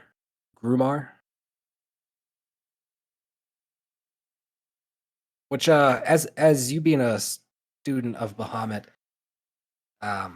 that name would would register as the 7 great gold worms have official titles under Bahamut. There's Borkad the Claw, Kuria the Eye, Sangrad the Wing, Grumar the Voice, Marashak the Tail, Trinaxia the Presence, and Urgala the Fang. Grumar the Voice was less of a combat. So like Marashak the Tail and Borkad the Claw were his justice and bodyguard of Bahamut. They are like the fighters, the fierce warriors. Grumar was the negotiator of Bahamut, the one who used diplomacy and reason. So he's not really like the combat great worm of Bahamut necessarily. Okay.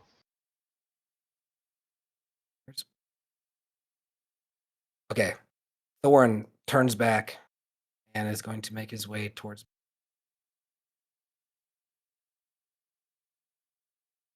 running as fast as his little legs will let him. Oliver turns and sees Clamsy in the distance and gives you the nod and the symbol of, are you good? I would smile and nod. He's going to turn and stand his ground against the enemy. Raphael looks back towards Emus and he casts a sideways glance over behind the wall where Cremina is and sees kind of the emotional distress on Emus's face and casts him like a worrying look to see, are you okay? Emus is going to remain very stony faced, almost lockjaw-y, and he is not even going to acknowledge anything. He's staring straight ahead at the incoming, or what, just the incoming army, basically. And Raphael kind of like pierces his lips together, turns, and notches a arrow, ready to take on.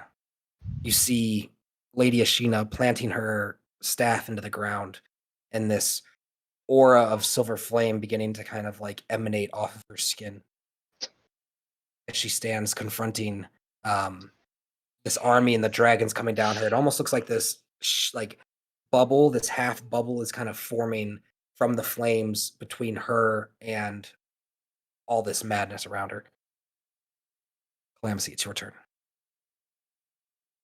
Okay.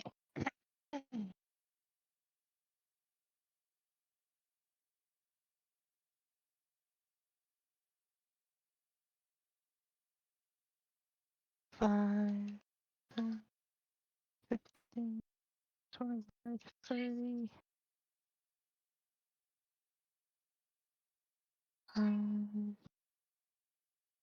15, 20,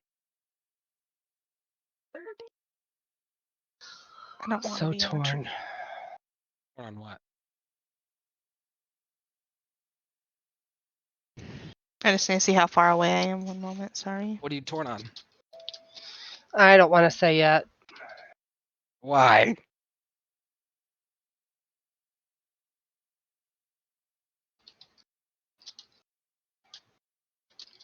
That was measured to the top of the tree.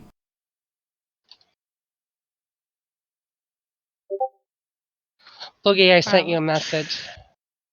Try. I'll try from a soldier towards myself.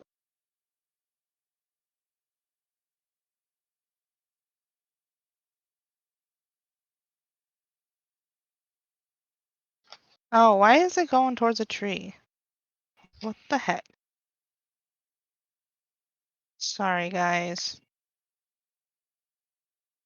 I'm still Welcome to my learning. pain, dude. Every time I'm trying to move anyone, I got so many people to move like that. Straight up, to be honest with you, sometimes at the same time, I guesstimate their distance. Like, yeah, this seems about right. Spoiler alert, on my time, after my turn, you will not have to be moving much. 13 times 5. So we've got Martrell here, and 3 dragons, 5. and 98 or so humans, and the demon's just kind of flying away, and everybody's ignoring him.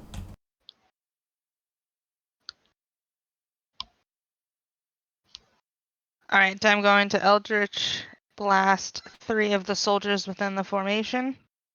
So they're within 120 feet from me. It's Are you precisely targeting 19. the front line? Yes. Okay. They see the front line is a little heavier armored. The back line, it seems like the first couple flanks is the very well armored royal guard of what was his name? The guy that was running Shadowdale. His name escapes me right now. I'm sorry. And then the back ones seem to be more of like just the regular city guard type deal. And those are the ones that he's been picking off. So go ahead and roll your attack.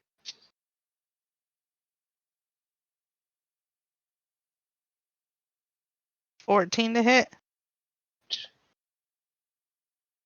Second one is 25 to hit. And the third one is 15 to hit. So 14, 25, 15. So the first and last attack miss. They don't miss, but as they come in, they raise their shields and the Eldritch Blast pounds the shield. After the first one, the target flings open, exposing himself, catching how much damage? 5. Okay. And still standing, marches his way towards you.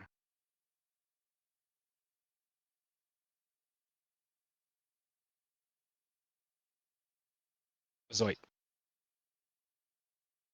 Okay, hold on just a second.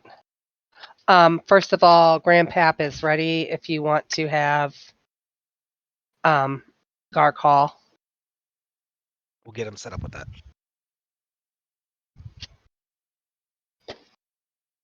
I have to hook him up really quick. He unfortunately says he doesn't want to play anymore. He wants to talk to Olivia. Oh, okay. I guess he Sorry. doesn't want to play anymore. He's going to talk to Olivia for a while. Oh, I'm sorry. He said he's sorry. So what's in the air coming towards us? 3 dragons, Resmir, and Martril. There's a blue adult dragon, a red Okay. adult dragon, and a green adult dragon. All right. I cannot see Matrell. Can you tell me how far away I am from him?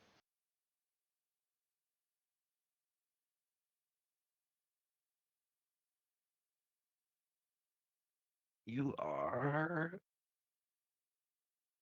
criminal.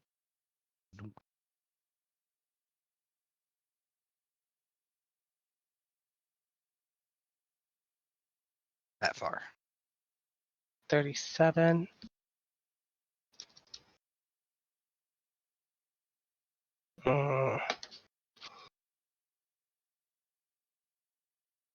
Okay. I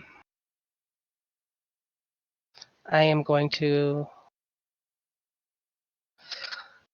take 5 steps forward, which is 25 movement speed.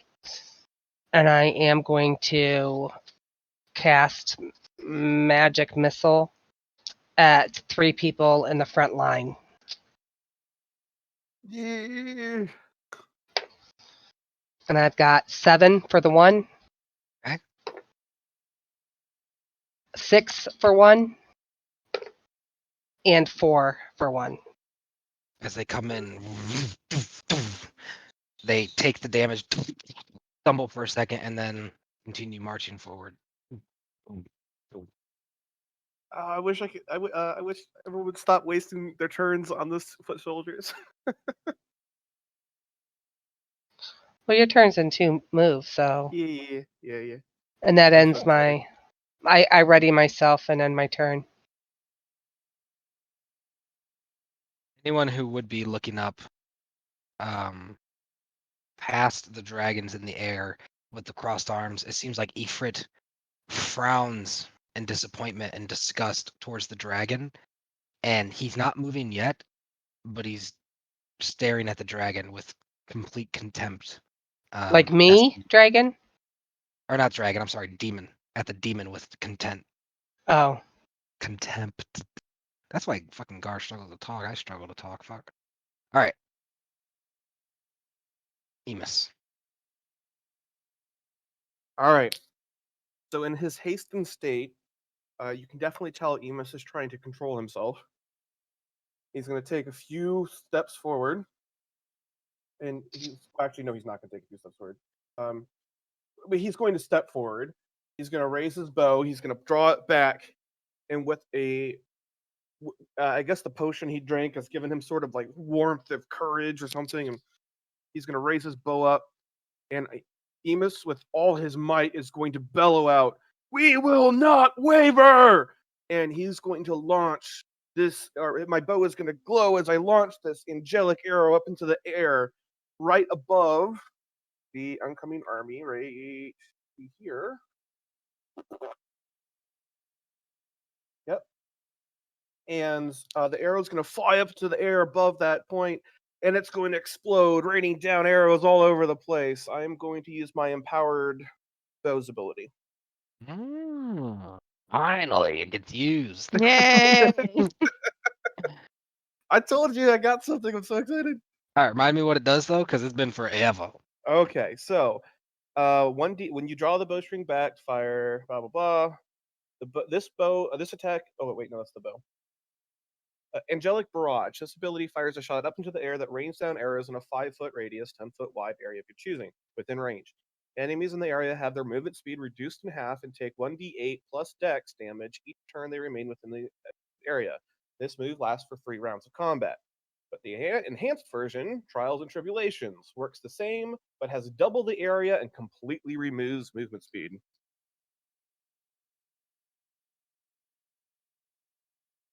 Pretty good. Wow. The movement I- speed thing is nice. I told you wouldn't have to be moving people anymore. Forgot about that. Okay. Okay.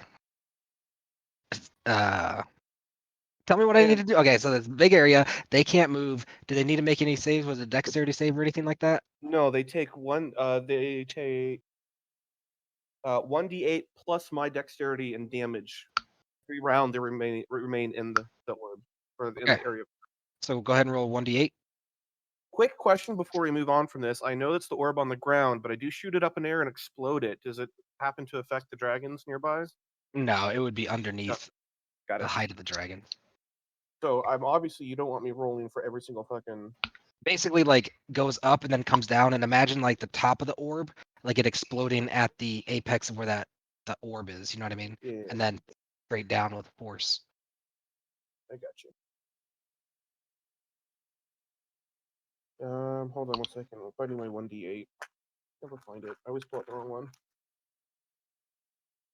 This is a 1d8. Okay. 7 plus.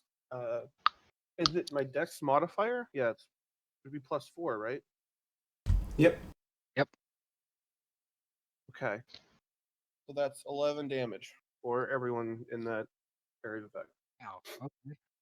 All the regular guards with the initial of the thump keel over dead. As they die, the smoky mist possessing them fades into nothingness out of their bodies.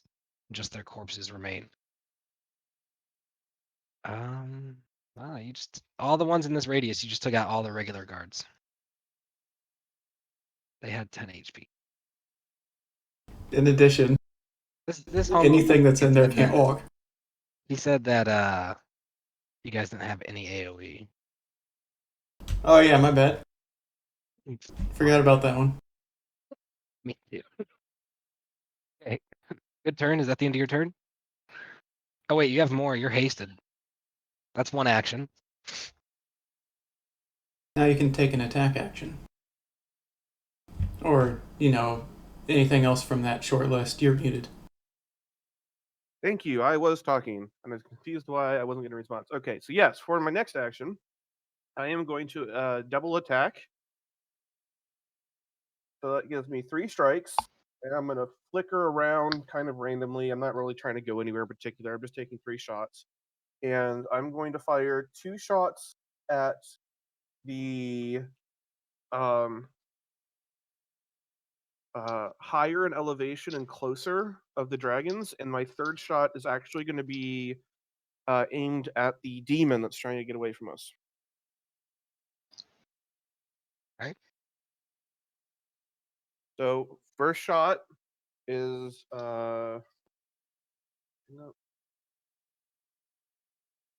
first shot is 22. Second shot, nat 20. Let's go. Yeah. And then the third shot at the demon is going to be, I rolled a 2, 14. So the demon hits. Remind me of the first two targets was here and The- here. Yes, the two closer are the dragons that are So higher in elevation. okay, so the far left and the far right. Yep. So that's the red and the green dragon. Okay. That's surprising. It actually What's did hit the the third demon. color? No, it did There not was- hit the. It did not hit the demon. Oh, that's what I thought. Red, green, and blue, right? Blue. Okay. So my damage for the first shot is going to be 10. Hold on, give And- me a second. I'll give me 1 second.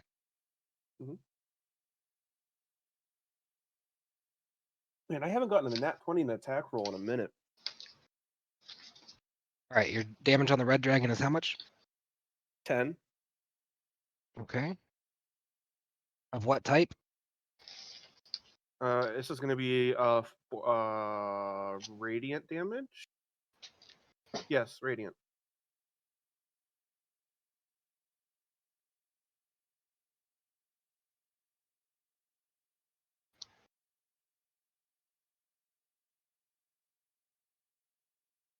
Radiant damage. She's not immune to it, and you said it was 12. 10. 10.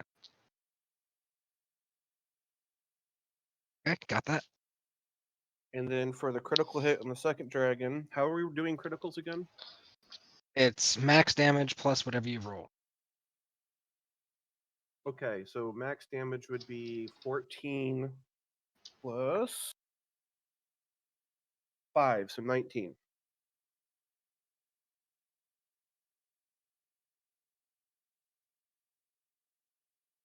That's And 19. Got it. I don't know if this is gonna do anything. I'm just kind of going off the flavor text you gave me earlier for the potion. When Emus bellowed out that we shall not. Yeah. I got something for that. If you are you Okay. done attacking? Yeah.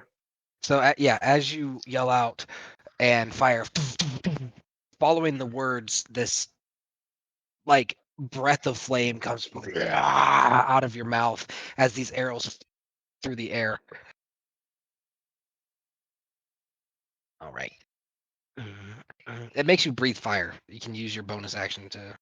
Yeah, I figured. All right. I wanted the dramatic effect. I'm one for the theater. Boogie. Oh, hold on. Sorry. No one do anything actually. Now that they're closer, I guess I should wait my turn. Okay, go ahead. Go ahead.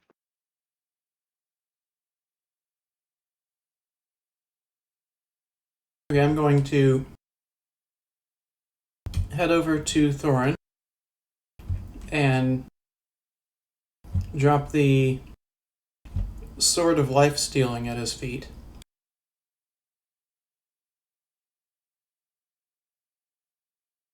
He looks down and looks up at you. How are you faring, my boy? And he seems like completely taken out of the battle and wholly focused on your well-being.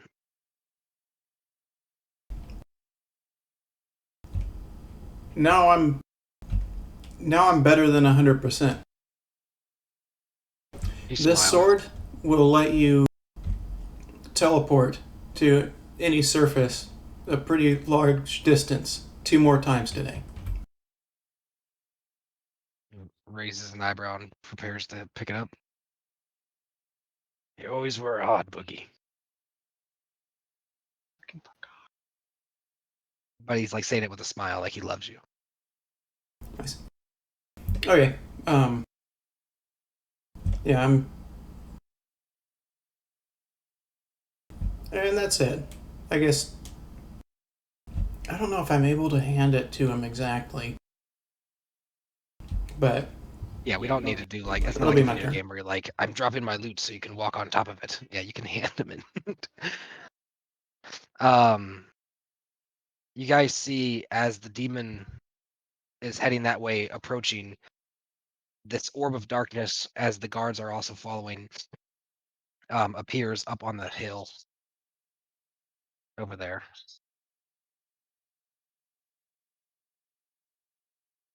Baylor turns, analyzing what's going on with the dragons, and he's going to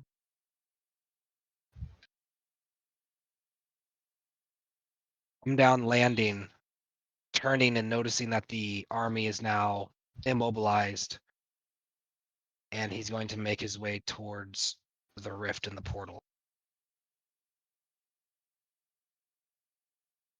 The army stuck, kind of inhumanly focused with hatred towards the air, like the location the arrow came from, towards Emus, as they're sitting there taking damage, stuck, pinned to the ground. These spears of like radiant caltrops and arrows pinning their feet to the ground. All right. So Martrill is going to release the dragons. They're going to join the initiative order. Understood those were adult, right? Yes. Okay. Because then they get legendary actions. Yeah, the ones we fought earlier were young ones. For sure.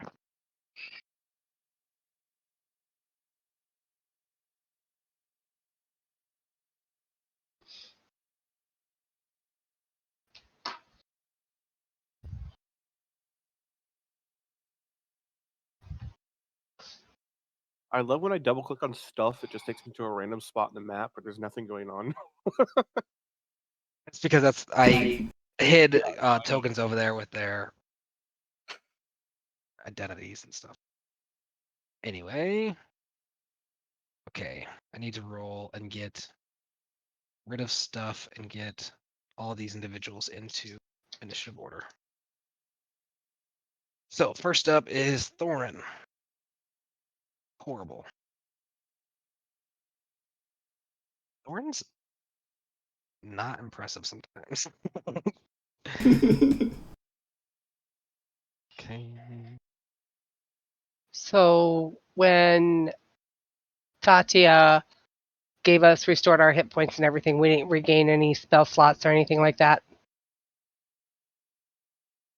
Nope, you did not. You restored all of your hit points to full and gained, I think it was 15 or 20 temporary hit points. Which means that gains on top of your health pool. So you basically, if you normally had 100 health, you had up 120 health right now. Right. Zoe is never happy with what she gets. She's like, it's not more. That's interesting.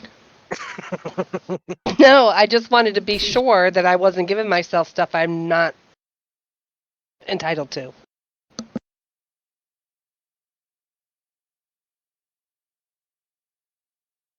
I don't think this combat's gonna finish today.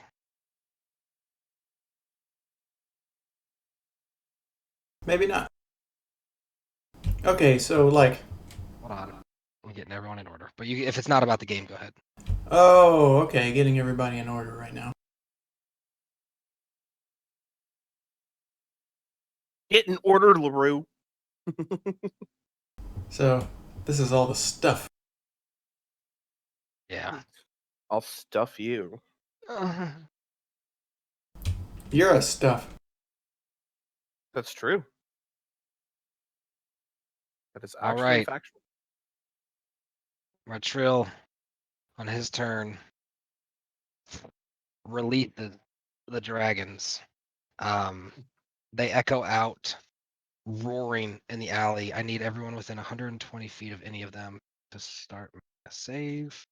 120 feet is 24. So Who let the wyverns out? Martrell. Martro. The question has finally been answered. So none of you yet. I don't think you guys are close enough yet. But they're roaring out, activating this heavy presence in the air. Once you come within 120 feet. Oh no, never mind. I'm stupid. I reignite that. You guys have done it. I'm doing it. I What? can't use it Since yet. when? When did we reverse? Well, because the thing is that it doesn't. It's an action. I thought it was kind of a passive thing. So Oh. Okay, I don't like it, but it has been allowed. all right. Oh, that's how you spell Tatsia. I've been spelling it Tatsia. Yeah.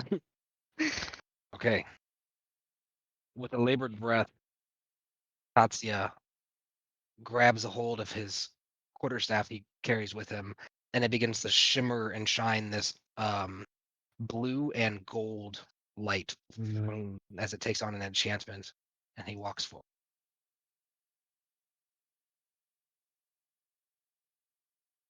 And as he does so, he turns back and says, I trust you students have a return of memories as we have recent.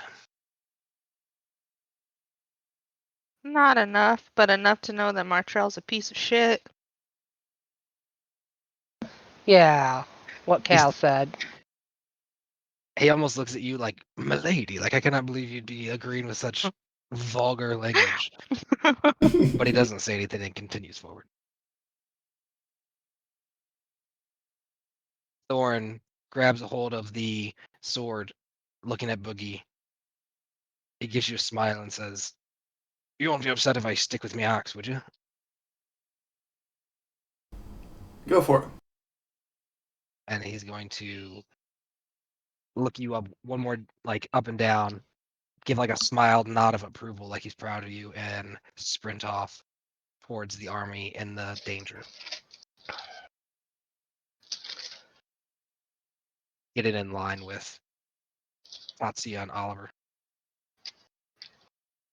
Resmir descending down, Bezoit catching your attention. You can see still donned in that black dragon mask, descending with confidence, basically as if she is the harbinger of your doom.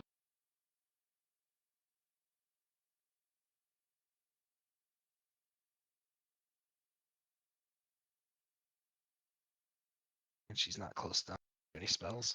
Calamacy. All right. Are you guys worried about these adult dragons? Meow. Yeah. Oh, it's a Nah, bow. when have dragons ever been a problem for us? In D&D, never. Okay. Last week we got was- the dungeons. Now we got the dragons. Don't worry, we'll just use the same trick we did last time and crash a sailboat down on top of them. There you go. It's really wound its wings. I'm trying to think of an advantageous position, but not too close that we can all get taken out with like a good dragon breath. You know? Yeah, we kind of just got to spread out.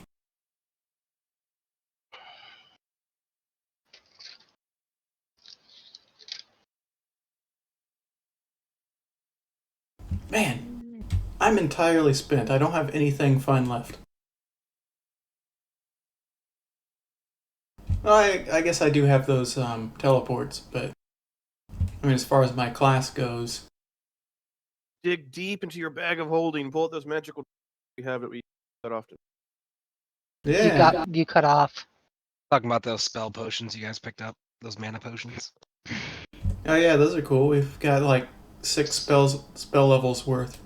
I was wondering what those were, because I went back into my notes in my inventory to look at the healing potions. I saw potions of mana. What the fuck are those? I forgot all about that.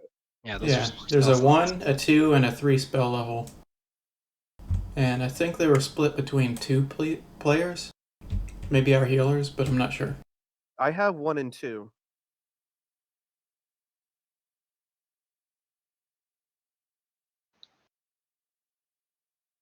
They're acting like crying babies to each other. Ugh. Cannot see that number. 21.5, 21.6, 20.6. You're also at the top of the tree. What are you trying to measure here? Yeah, what's to the going on? dragon. I'm just trying to measure to From the you? dragon. You're not even close to Yeah. you. Shit. Angles will fuck you up, man. Yeah, they do. All right, so to this dragon, you're my angle now. 21 to this dragon.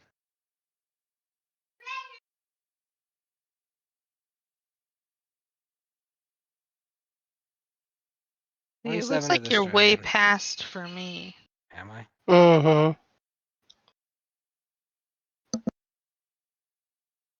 That's better. Yeah. I'll just go for that first one measured. As long as it's under 120 feet. I think you're We're about 20 Gucci. tiles from them, if I had to guess. 20 tiles is 100. Okay. I just don't have very good luck with Eldritch Blast. It just feels like I'm wasting my potential. So I'm gonna pull out my longbow, even though he's probably resistant to piercing. Oh well. And dang, my first one is 12. And my second one is a number that equals 21. That one hits. Hmm. That is a number that equals or exceeds his armor class. Which gives me 8 damage. Okay. Also, question. Are any of those dragons or Martrell or anybody within 5 feet? Hold on. It did 8 damage before you started asking your questions? Yes. Okay. All right. What was your question? Are any of those people within a certain amount of distance between him? Let me look up. The I believe dragons it's are like 5. 16, between 13 and 16 tiles from Martrell. How about the right two dragons? I wonder how close they are to each other. Each other. All right. Then I believe that means I get to use my sneak attack. Yes, it is for sure 5 feet. Definitively. So 3d6 sneak attack damage. So these dragons are within 20, 5, 25 feet 6, of each other. 7, 8, 9. 9 sneak 15 and attack 12. damage. To which one? The same one? The same one, yeah. Okay, it Man, is you gotta not get those numbers resistant. up. These dragons are not resistant. Let me see. No, it does not appear so. Not resistant to piercing. Nope. Ooh. They're immune to something, but they're not resistant. All right. So another 9. That makes them. So slams in. You see a spurt of blood coming down. Are you doing anything else?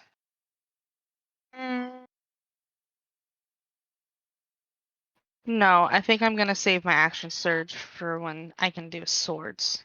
All right, Zoe. I am going to do missile attacks, same dragon that Cal did, and I'm aiming for his eyes. Okay. 5. Ooh, do we just do a cold shot? I am not going to allow called shots for magic missiles, bro. Oh, okay. Oh, I've been doing it all game. Yeah, I haven't been applying them because Oh, there's no AC to roll against. Magic missile is just an auto success on the target. So there's no the called shot system we're using is an increase to their armor class or increase to hit, but there's no to hit anything. So any allowance of a magic missile to be a called shot is basically you just become a sniper that can blind people wherever you want, and it becomes kind of ridiculous. The whole Be idea of magic pretty missile is that, BA right, but the is whole what idea is that that is. magic missile is guaranteed to hit the target. It doesn't say it's guaranteed to hit exactly where you want it to hit. All right, so I got 5, 6, and 4.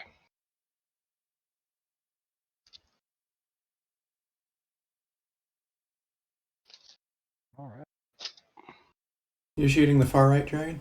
Oh, I hit the same one that Cal attacked. Which I attacked the far left one. right, the red dragon. You guys have been Oh, nailing the red I dragon. thought I was attacking this guy. Yeah, that's the one. That's the same one. Oh, okay. I saw a different one wiggle over here. No, this is the red dragon, and then the blue dragon's in the middle, and then the green dragon's on the right. Oh, okay. Kind of in descending order as hierarchy in the wild too. Like reds are more powerful than blues, who are more powerful than greens. Oh, sweet. So I intuitively attacked the biggest, baddest boss. Not Martrell. And then that will end my turn. Boogie, or sorry, Emus. Do I take damage on my army at the start of my army's turn or at the start of your turn for the effect? Right. It's supposed to be on the start of the army's turn, but we just did damage during my turn when I applied it. That's why I didn't go back and do it again at the start of their turn. Because we already applied it for that round.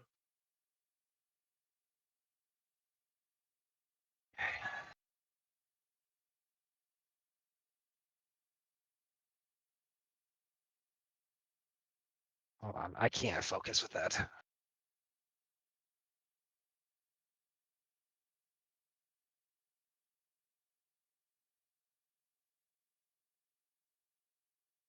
Sitting there roaring at each other.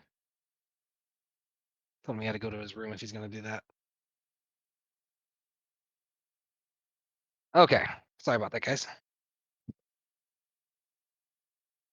Oh, loud! Can you hear it? It's still even from his room.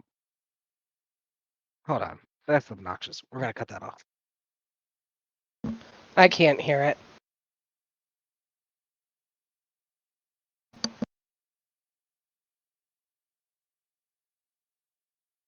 All right.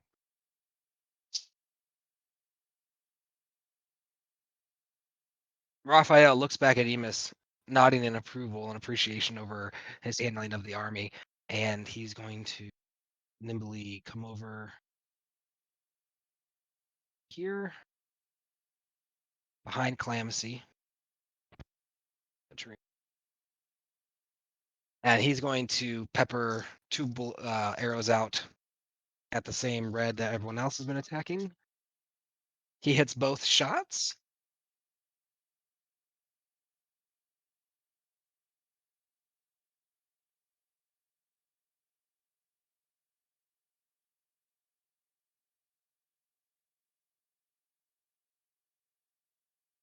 Doing 22 damage in total.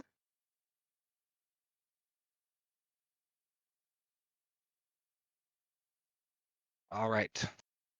And he's going to yell out and kind of curse in Elven as the dragon doesn't even appear to be bloodied yet after taking all this damage.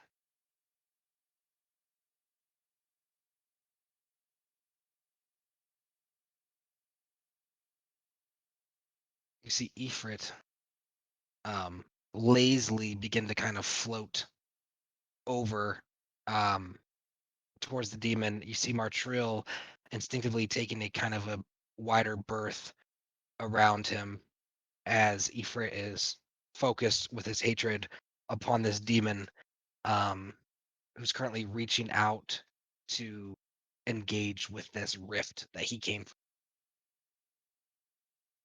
And you can see this kind of like intense heat wave forming in Ifrit's hand. It looks like whatever kind of fire he's creating is so hot, it's almost it basically just like a mirage between his hands. Like it's hard to see what it is.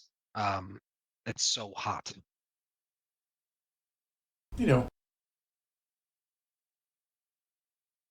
Oliver's gonna yell out, "God, wish they'd get closer." Then he runs over here and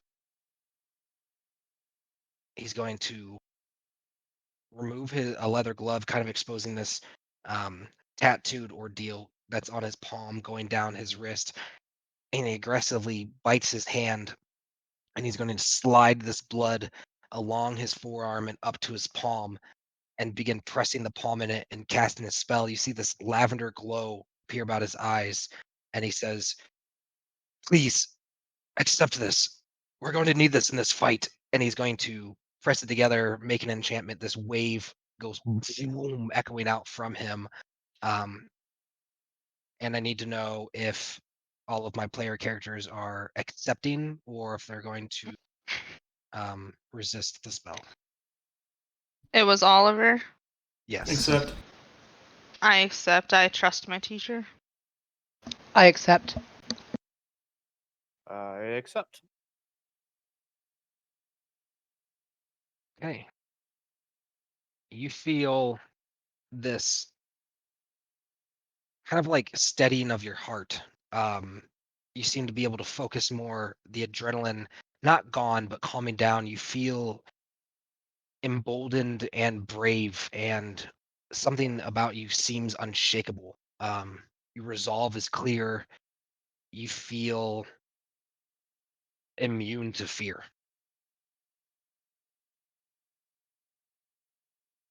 Emus, it's your turn. All right, buddy, you ready for this? I don't know. I'm going to make 6 called shots. Okay. jeez. So my 6. So I'm taking both my haste actions and making 6 attacks.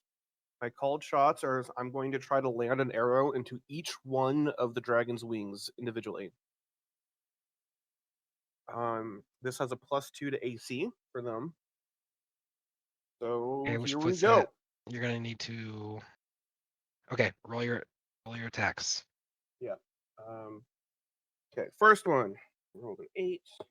Then I rolled a 3. So 3 plus 12 for 15. Miss. Okay, next one. 2. It's probably going to be 2. Yep, 2, 14.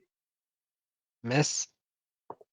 Next one, 16. There we go. Come on, give me good, give me good. 13. 13 plus 12, 25. Hit. Okay, that was hit number 4. So it's number 5. Are you attacking the same dragon? Is this all the red dragon? No. I'm hitting each of the dragon's wings with a single shot. Okay, so your first 2 misses were against the red dragon. Your first hit's against the blue dragon, right? Mm-hmm. Okay. Next one is 15 and 12. So Now- that'd be 24. Hits. Did you roll a 15 for your third attack? Huh? I was thinking. Yeah, because he said for a final of 25. Yeah. So you've gotten 3 hits out of 5 so far, right? Missing he's the gotten- red dragon twice. He's I've got gotten 2 out of 5. 2 hits out of 4 is what I have. 2 out of 4. Yep. All right. So the last 2. 6 and 7. So 7 plus 12. Or no, it'd be 6 plus 12. I'm sorry, I'm disadvantaged. 18 to hit. Miss. All right, last one. 8 and 10. So it's going to be 20. Miss. 20 Is misses? he? For a called shot, yeah, it would have hit if it wasn't a called shot. Oh, damn. Okay. Is he trying to call Grandpap again? I don't know. The yelling stopped, so maybe. All right. So how many damages am I doing? I'm doing 3, right? 2. You missed 2 shots to the red dragon. You nailed the blue dragon and each of its wings, and then you missed both shots on the green dragon. Okay. So here we go. Damage. Take it. For the first shot that hit, the damage is going to be 12. And the second shot damage is going to be 14. Okay, and what's the status effect? Well, does it have a constitution higher than 14? Constitution saving throw higher than 14? The blue dragon has a Constitution saving throw, a con plus. What do you mean? It needs to make a Constitution saving throw, right? Right, but it has to make it against my damage. So my damage is what it has to be. Okay, so it has to make. Can you send me a Yes. snippet so I can read, or can you read it to me so I know the wording of the called shot? Yeah. In order to perform a called shot, a player must declare the called shot attempt and location Yeah, yeah. before making their attack rolls. I just need this, like the yeah, what the I'm wing getting shot, that. what it does. Well, okay, so he has to, the dragon has to succeed. The dragon has to roll a Constitution saving throw versus the damage I did to it. So I did 14 points of damage. It has to save 14 or better. Okay. So on the first shot against the 12 damage, it's going to be a success, and against the 14 damage, it's going to be another success. Okay, then it takes no effects. Okay, it just takes the damage. On a failed save, any ability checks made using the windowed arm or wings suffers disadvantage for blah blah blah. Flying creature shot in the wing assistant. Yeah, it's saved. He's fine. He doesn't take anything. Called shots are an Alright. OP. Well, with that being said, the blue is going to take one of his legendary actions immediately after this. Or is that the end of your turn? Sorry.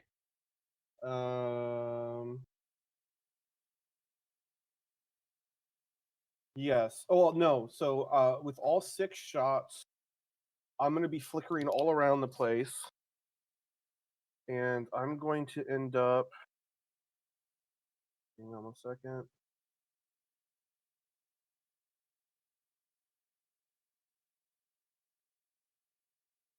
So 6 shots. I can go 10 feet each shot. I can go 60 feet. That's 12. 6 tiles. Holy crow! Oh, 12 tiles. Thank you. Wow, we're really bad at math, all of us. And I'm going to end up. You guys want to see what the dragons look like? Sure. Maybe after we end. Yeah, that's where I end my turn. Okay. So, the blue dragon is going to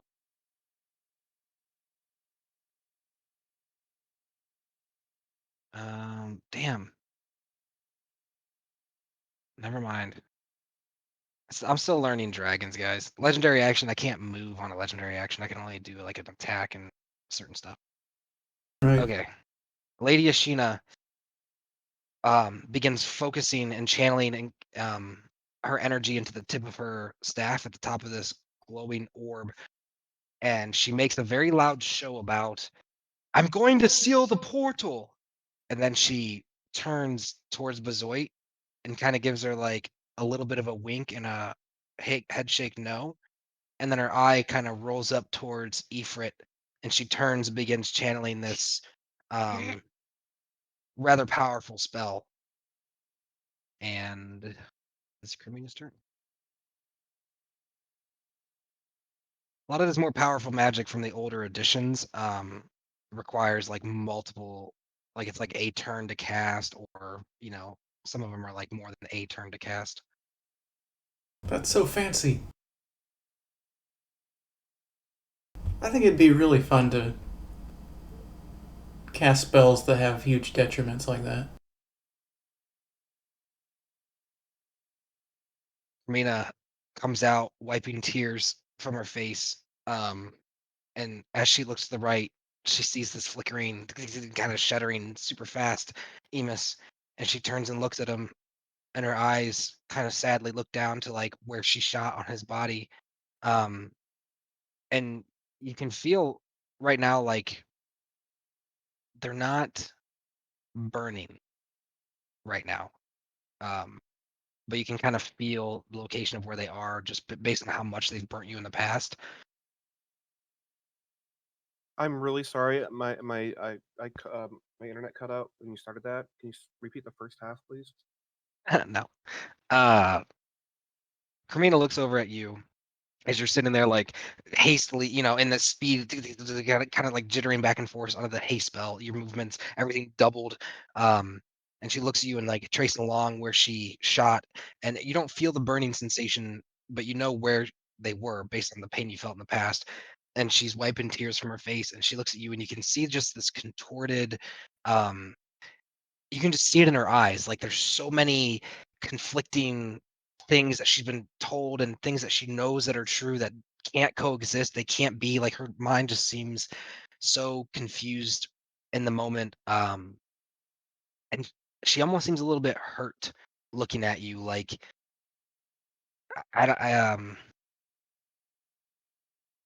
yeah, I don't know. There's just this like pain in her eyes. All right, it's the red dragon's turn. Wait, she's one of the baddest players we got. She didn't do nothing. The Matakis are very emotional. If they're in their emotions, they don't do well. Well, get him away Our from the other periods Mataki are because. instinct, okay? All right.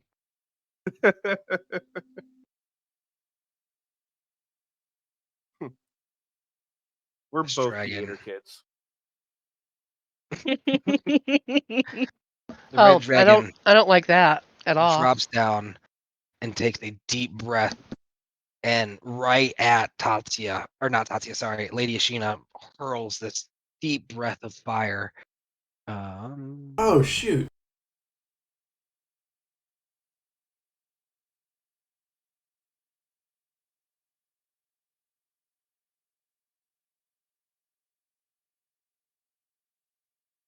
Okay, and it's going to do fire breath 18d6.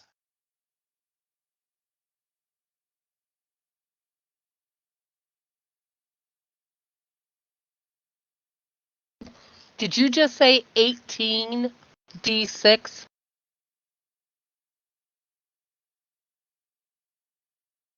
Yes, you did. So as this, Sorry. I'm just This- reacting to your mother. That's the perfect reaction.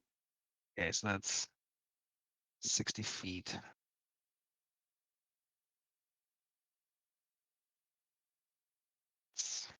From the mouth.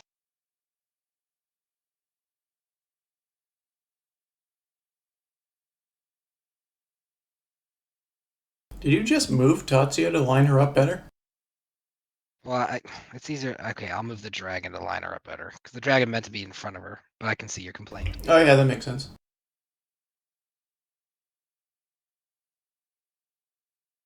Trying to get the cone right. I don't want to fuck you guys over here.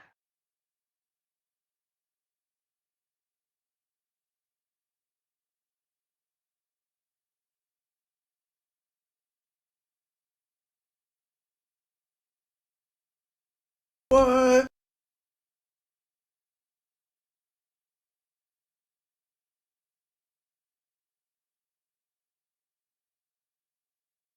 So, everyone in this. Oh, actually, damn. Exactly 2 people. No.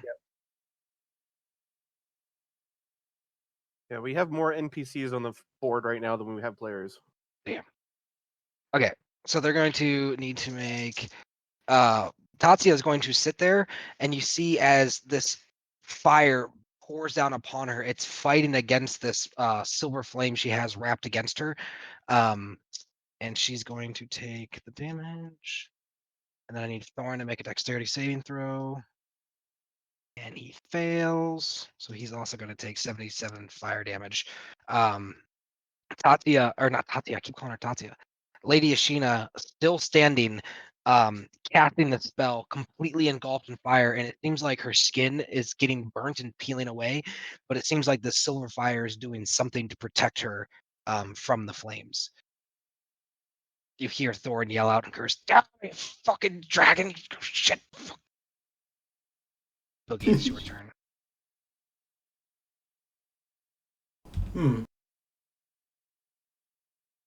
I will go ahead and shoot at this dragon. First, I guess I'll get a little closer.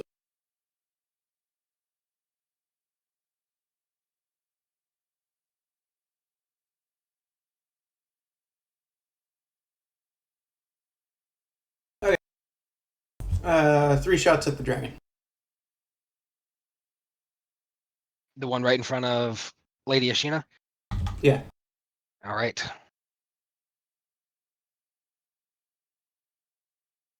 Okay, 20, 20, and 21. Damn, hit, and hit, sir. Nice. Good job.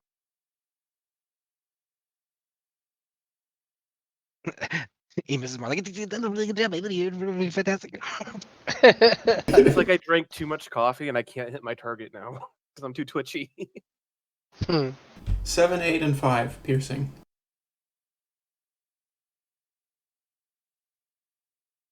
Okay, give me a second.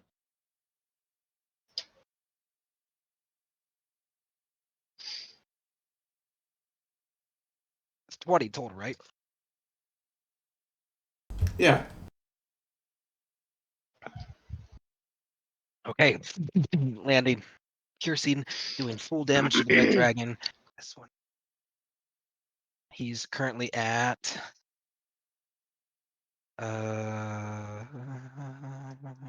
Maybe at this point less than half. 67% life. Oh, super. Okay. Well, that's my turn. All right.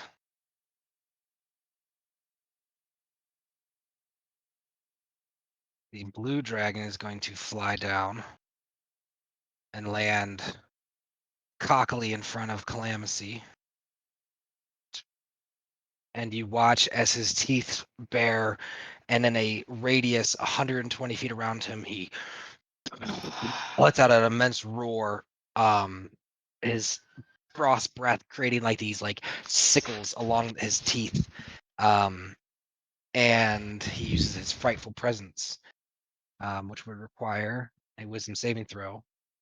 But you guys feel under the spell of Oliver Cloudfang immune to his effect. I would like to react and go. Stupid. Intimidate the dragon. Go. Okay. The demon walks forward once more, reaches his hands into the rift, and begins stretching and pulling it open, and speaking some kind of abyssal tongue into the void. Now I know it's a sphere representing the area that my rain is coming down in, but I mean the portal is in that sphere. Yeah, Okay, just wanted to make sure. like the bottom half of it is, yeah. But yeah. All right. The green dragon is going to fly. Oh, Sheesh. Good morning.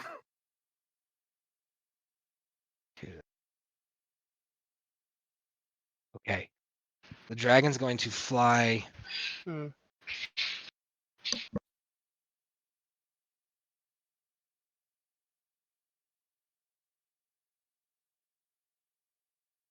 Fly down about here.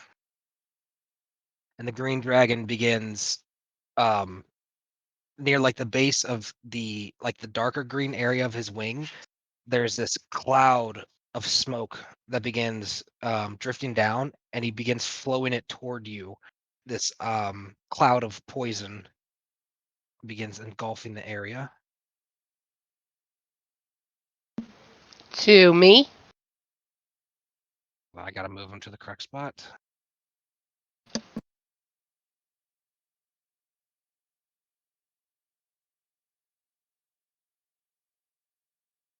And then everyone within this orb, poor Lauren. Everyone within this orb needs to make a Constitution saving throw, or take poison damage and take the poison status effect unless they are immune to poison. Which Bazoid, I believe you guys are immune to poison. Resistant to poison. Okay, so I need you to make a Constitution saving throw. But I have dark vision. Hey, Thorn succeeds, and Tatsuya is immune. 16. Okay, so you succeed. So being resistant and succeeding, you're not going to take the poison status effect, but you are going to take 16d6 halved poison damage. So 8.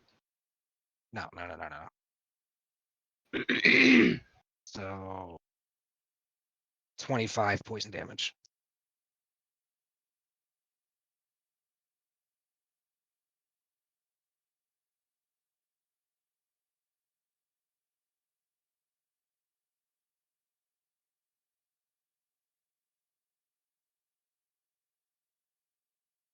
And the army is going to be stuck for this is the second full turn that they're stuck.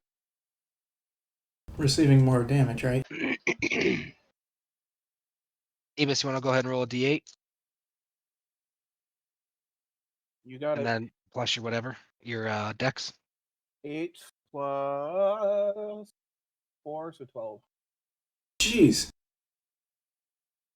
So as the shards begin to thicken and thicken, you see blood begin to spray, and most of the soldiers are now bloodied. And this will last one more round. Next round, it is over.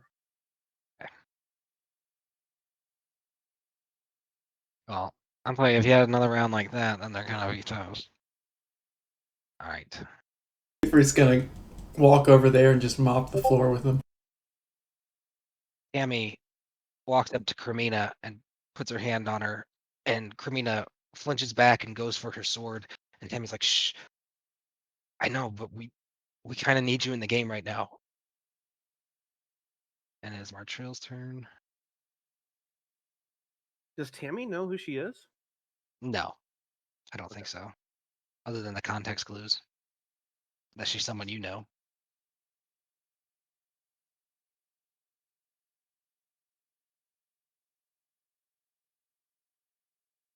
You hear yelling out in the distance. That was a cheap trick, Ashina. Don't worry. While the dragons keep you busy, I'll simply retrieve it myself. And he begins floating his way over towards the Mistra Tower.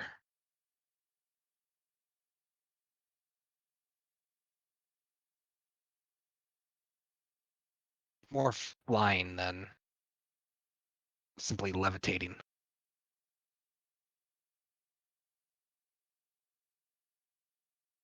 Okay. Tatsuya.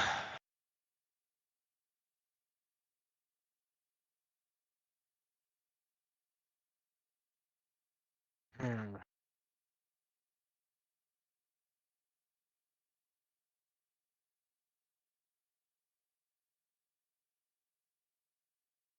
What would he do?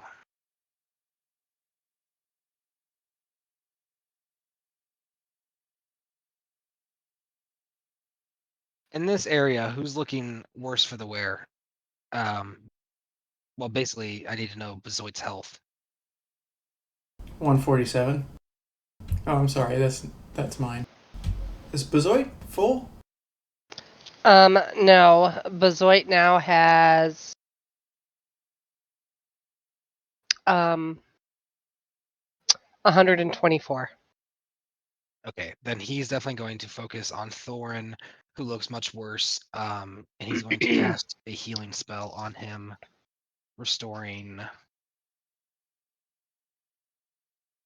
16 of his. No, all right.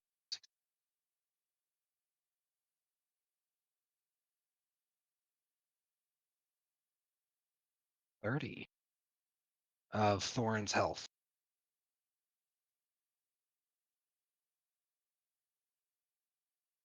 Thorin takes a sigh of relief, and he's going to rush in with an axe. And he's going to pull out Come his on, shield Thorn. and I know bang you can do on it. it to the green dragon. And he's going to say, "Come at me, you ugly fuck!" and try to get the dragon's attention. Dragon fails his saving throw, and you see the green dragon shift his attention towards Thorin, who raises up his shield and beckons the dragon to come down to the ground and fight him.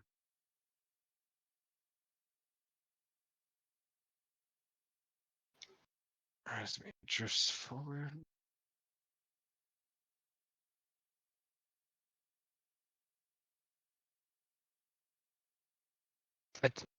Pathetic tiny scales, she says from a distance down towards Bezoit. You interfered with our resurrection. Suffer a most painful death. And she points at you. And I need you. Hold on, Caitlin. Or not Caitlin, Mom. Where Bob, is this is Resmere compared to me? Floating right above you. Yeah, pretty straight up. It's not one of these dragons, though, right? It would be the dragonborn, similar to yourself, but different color. If you look to the east, the nearest tree right above.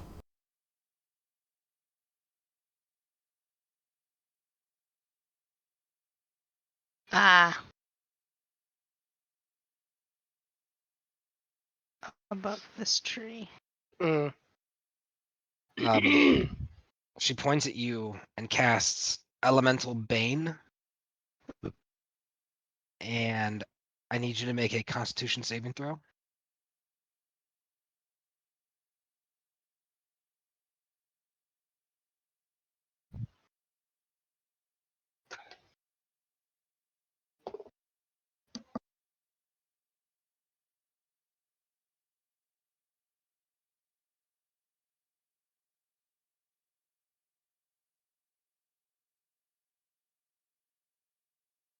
Bazoy, you doing your Constitution saving throw? Yeah, I was talking. Sorry. I said I got a 19. Hey. Damn. Okay. You succeeded. As she points down, I hate I hate those spells that have no effect when they Yeah. so she points down and casts this at you, which would have taken away your resistance to the element of her choice and also made you take extra damage of that type. But you're able to shake off the effects of her spell, and she curses under her breath, noting that it had Nice. no effect. Calamity. All right. I just have a quick question on the action Mhm. economy of slinging bow, pulling out swords. Is that an action? No. Yeah, that's what I would like to do.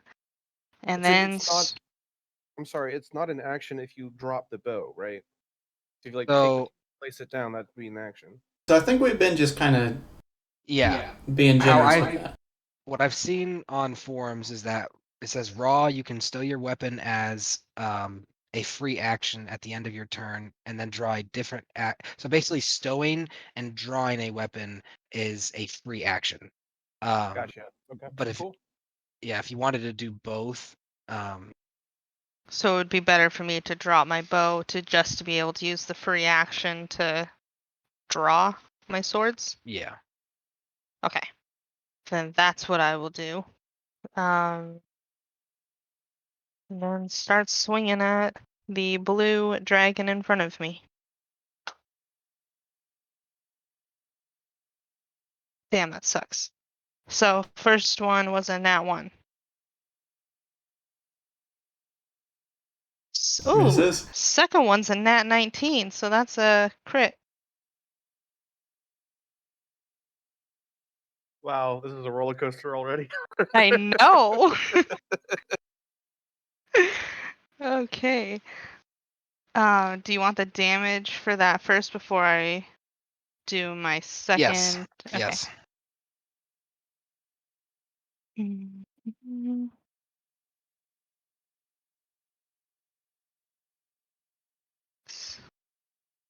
Awesome. Do you get sneak So, attack damage? 12. It looks like it because it looks like I'm the only one within 5 feet of him. Okay. So max damage is 12, and then I got 6, so that's 18. 18 damage. And then sneak attack damage is going to be 4, 5, You said 6, 18. 7, 8. So, So 18 yeah. plus 8. Yep. Okay. And then I'm going to use my 1 action surge and try to hit him. Oh, wait. Crit means I get to do an extra attack. So I'm actually going to do that. Okay, let me roll a D100. 13 plus 12. 25 to hit that one. Oh, you are so lucky. Woot. I rolled a 90. Oof. Okay, Lightning so with fire. for real, 25 to hit with that one. Hits.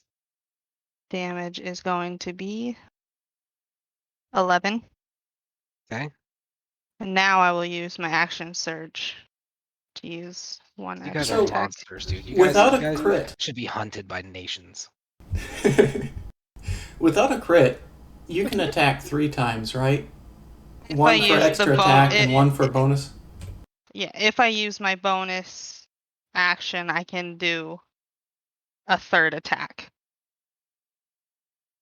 But I think I might save that for any breath weapons coming my way. So she gets attack and an extra attack, but with dual wielding, she on the first attack can use a bonus action to attack with the second weapon.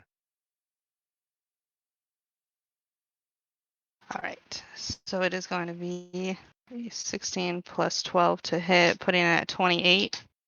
Hits. And another 11 damage. Okay. So she began cutting up into this dragon. Is it the end of your turn? That is. He's going to reel back and use a legendary action to do a wing attack against you. As you see these holes in his wings, he wheels back and casts this blurry of bludgeoning wind towards you. I need you to make a dexterity saving throw. Okay. And Raphael is what? Fails. I rolled a 21.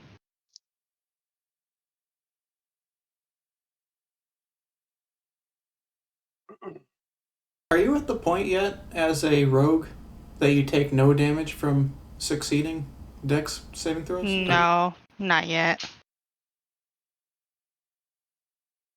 I believe. 16 bludgeoning damage.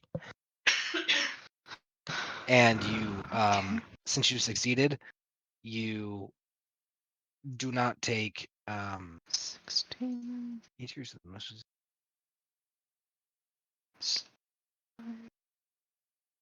I don't like you, dude. You don't take any Why? damage. The dragon beats its wings. Each creature within 10 feet of the dragon must succeed a DC 20 dexterity saving throw or take X amount of bludgeoning damage and be knocked prone. There's no half damage on a fucking success. Buzzoint. I didn't even use my bonus action dodge or whatever. Let me. It's a Okay. reaction, though, I think.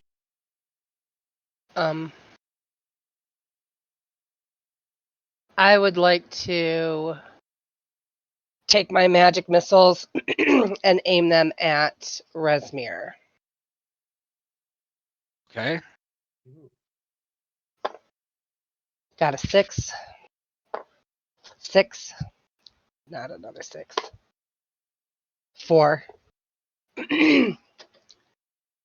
And with my bonus action, I want to restore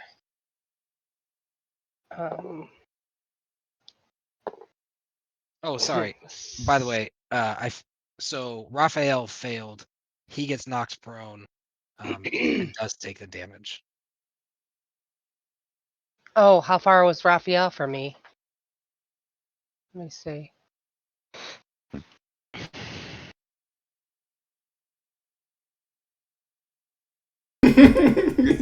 You start Yeah. targeting that wall again.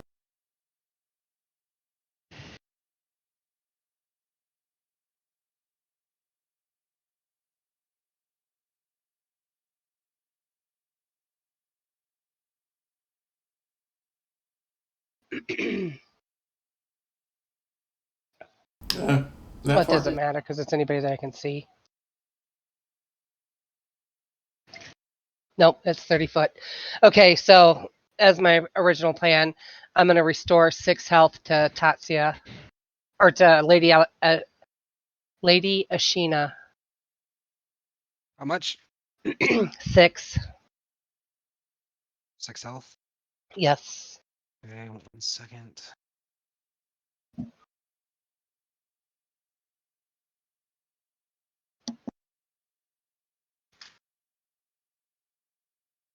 Sorry, give me a moment.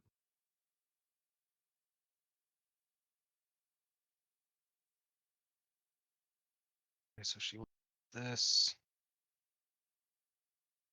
And then you restored 6. Yes, and that's my last use. Okay. So of the group, Ashina looks the best off, Thorn looks the worst, and Raphael is in between. Thorn and Raphael are too far away from me to Is have that the end of used your it. turn? Yeah, let me look just real quick to make sure I'm not lying to myself. Yeah, Thorn and Raphael were both too far from me to use it, so You could that is, take a ends few my steps turn. if you want.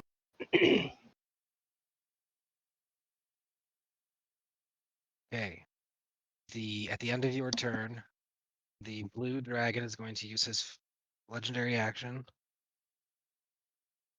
to make a tail attack against Clemency, seeing that his wings had no effect.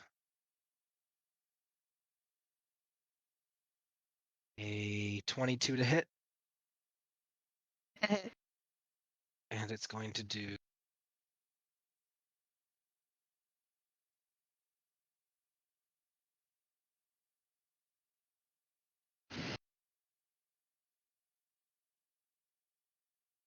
16 bludgeoning damage.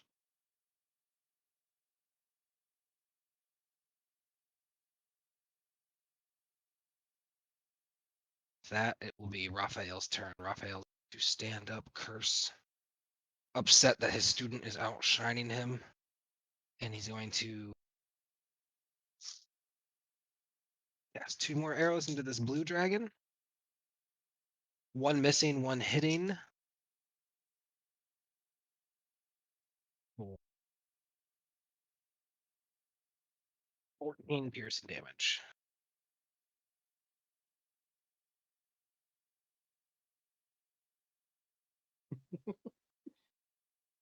Ifrit descends down the cloud with pure hatred in his heart.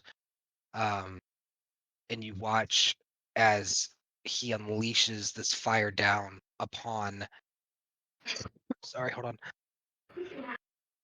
upon Baelor. This intense heat echoes out, pulsing around him. Let's see, 60.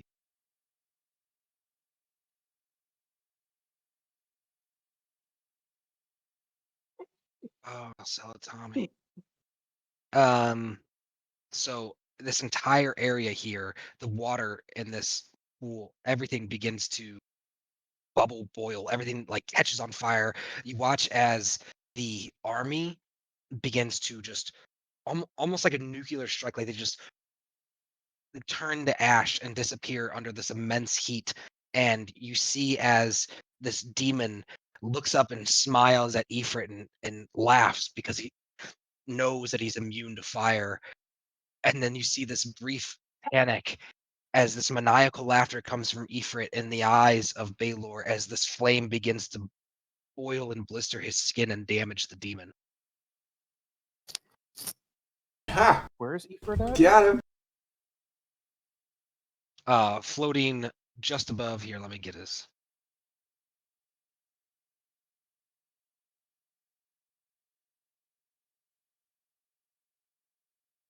I think I actually might use it different. I'm gonna use this one.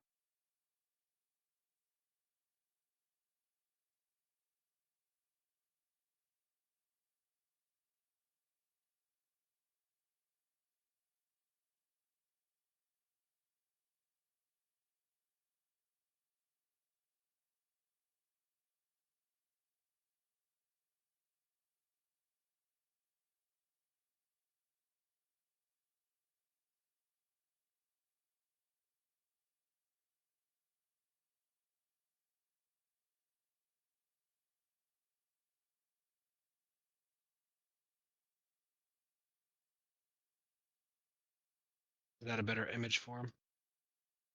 Ugh, Holy crap! Yes. He is kind of terrifying looking. He's Second. made up of flames, right? Yeah, he seems to be entirely flame. He has a humanoid body. This seems more like an elemental. His body's more humanoid. And he's floating about like right here, above Baylor. We're getting all Dragon Ball Z up in this shit with everyone flying around. I know there's a lot of flight. All right, Oliver. I actually think because of this being a concentration spell that he would want to maintain your guys' protection on Fightful Presence. So I think he's actually going to take up a defensive position behind this tree and maintain his focus on channeling that ability so you guys can't be fearful presence. I'm explaining that to you guys because I don't want you to feel like I'm like, hey, this NPC is not going to help you to make it harder. I actually think that's beneficial for you guys. Mhm. Agreed? Yes. Yeah, that's a smart move. Not having to worry about being feared is very helpful. Yes, I agree. I'm excited for these dragons to be in closer range to you guys so they can start using their I'm legendary not. actions. Oh, the red dragon can use his legendary action. The red dragon's going to make a tail attack against Lady Ashina. How jacked up is this? We haven't fought one adult dragon. No, we're gonna get 3 adult dragons. After 3 baby dragons. Yes, that's the thing. It's like we haven't encountered any dragons, and suddenly all the dragons at once. I thought you guys knew you were playing Dungeons and Dragons. They are So the dragon cult after all. It makes sense. the red dragon comes in with a tail attack, and that kind of barrier she had up earlier that is kind of gone away from visibility echoes alive as this tail comes in, not true enough to break through and reflects off of her course. Emis, it's your turn. All right, I'm going to attempt call shot one last time. I'm going to call shot chest. 2 shots for each dragon. Which dragons? Can you tell me the colors? The red, blue, and Forgetting you get green? 6 attacks. Okay. Yeah. 2 for Green. each. Okay. Yep. Okay. So the AC modifier to this is +0 because it's chest. Wow. All right, first attack. Come on. First attack 13. 13. So 25, the first one. It's Then 7. 19 for the second. Nat 1.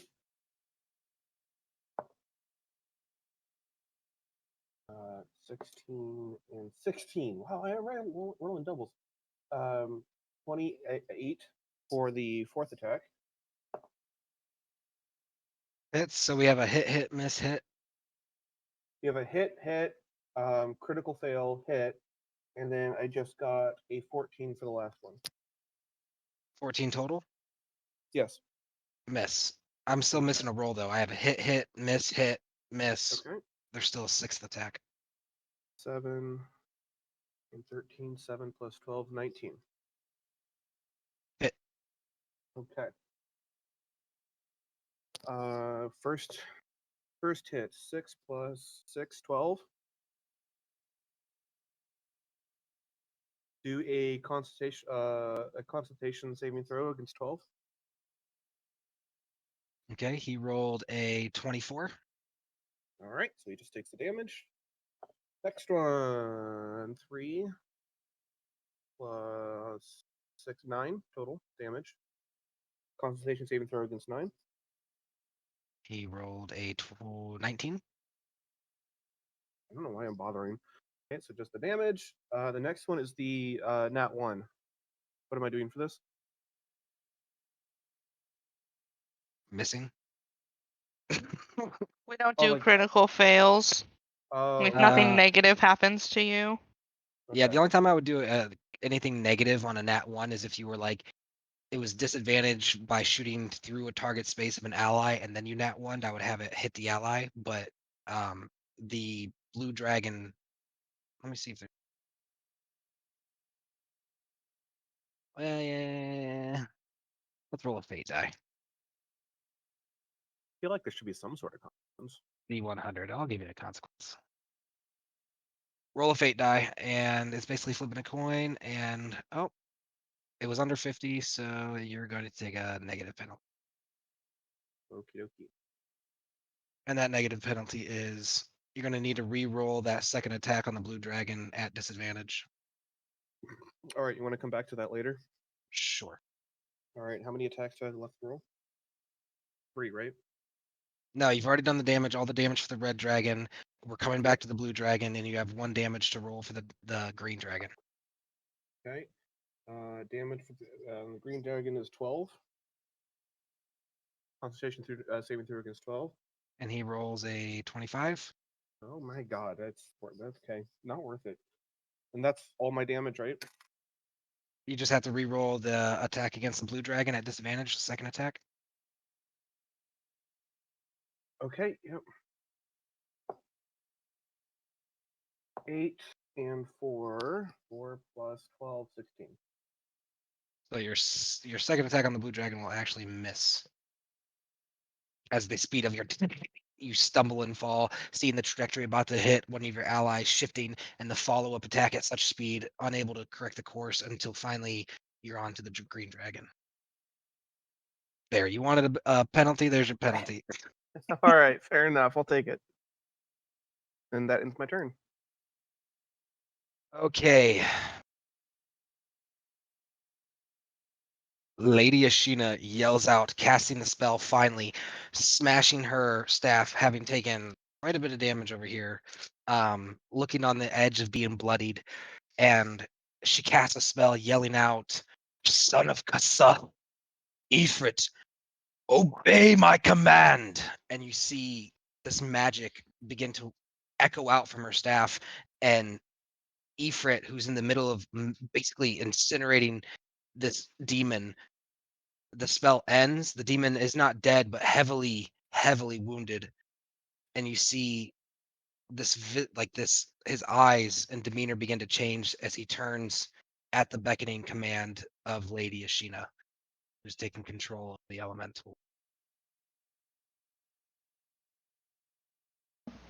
Okay, question. This spell caused her damage? No, while she was channeling it, it took a long time to cast. She was getting attacked. She took quite a bit of damage. Well, I thought that you said when I healed her that she looked really good, that Raphael and... Comparatively, she has a higher health. Okay. She is at 68% health. So she's not bloodied, but he's hurt.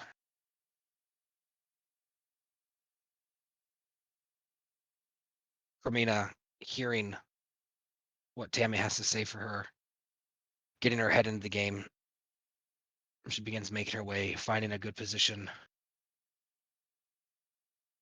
here between the wall and the bushes.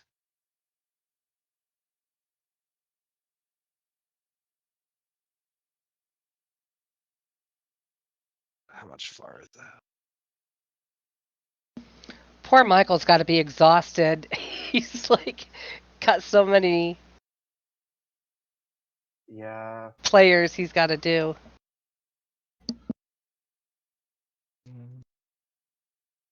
He's going to shoot 3 arrows at the green dragon flying above. And she's going to hit 2 of her hits.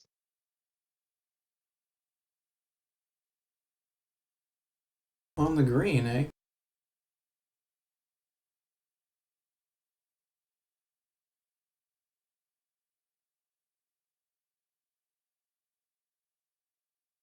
Six.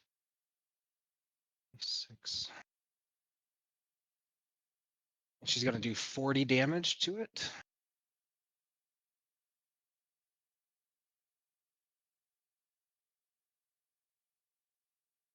As she yells out, this seeming like taking her emotion out as she screams this emotion filled, it's this frustration and anger and happiness and fucking everything, like she's firing all of her emotions into this dragon, pelting them for 40 damage.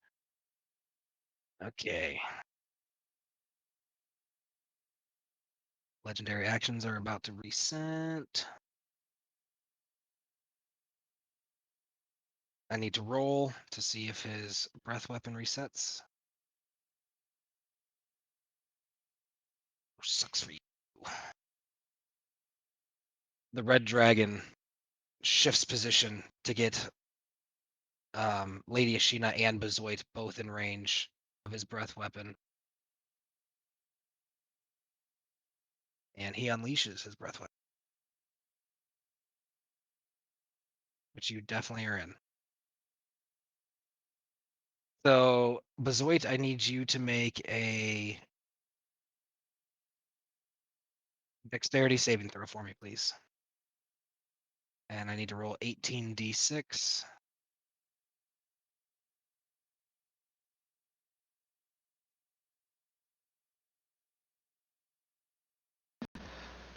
Man, I got a 19. You fail. Did I? I need Lady Ashina to roll. Jeez. Poor Bazoy. Does anyone remember That what was such a good roll, too. what that number was? It was 64.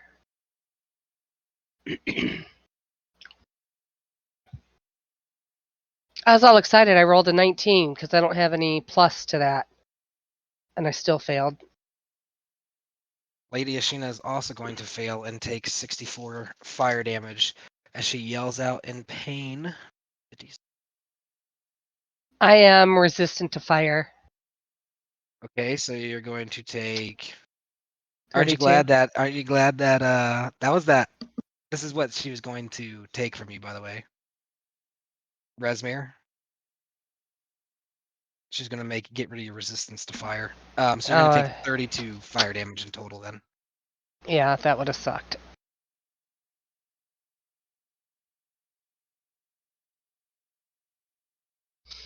All right.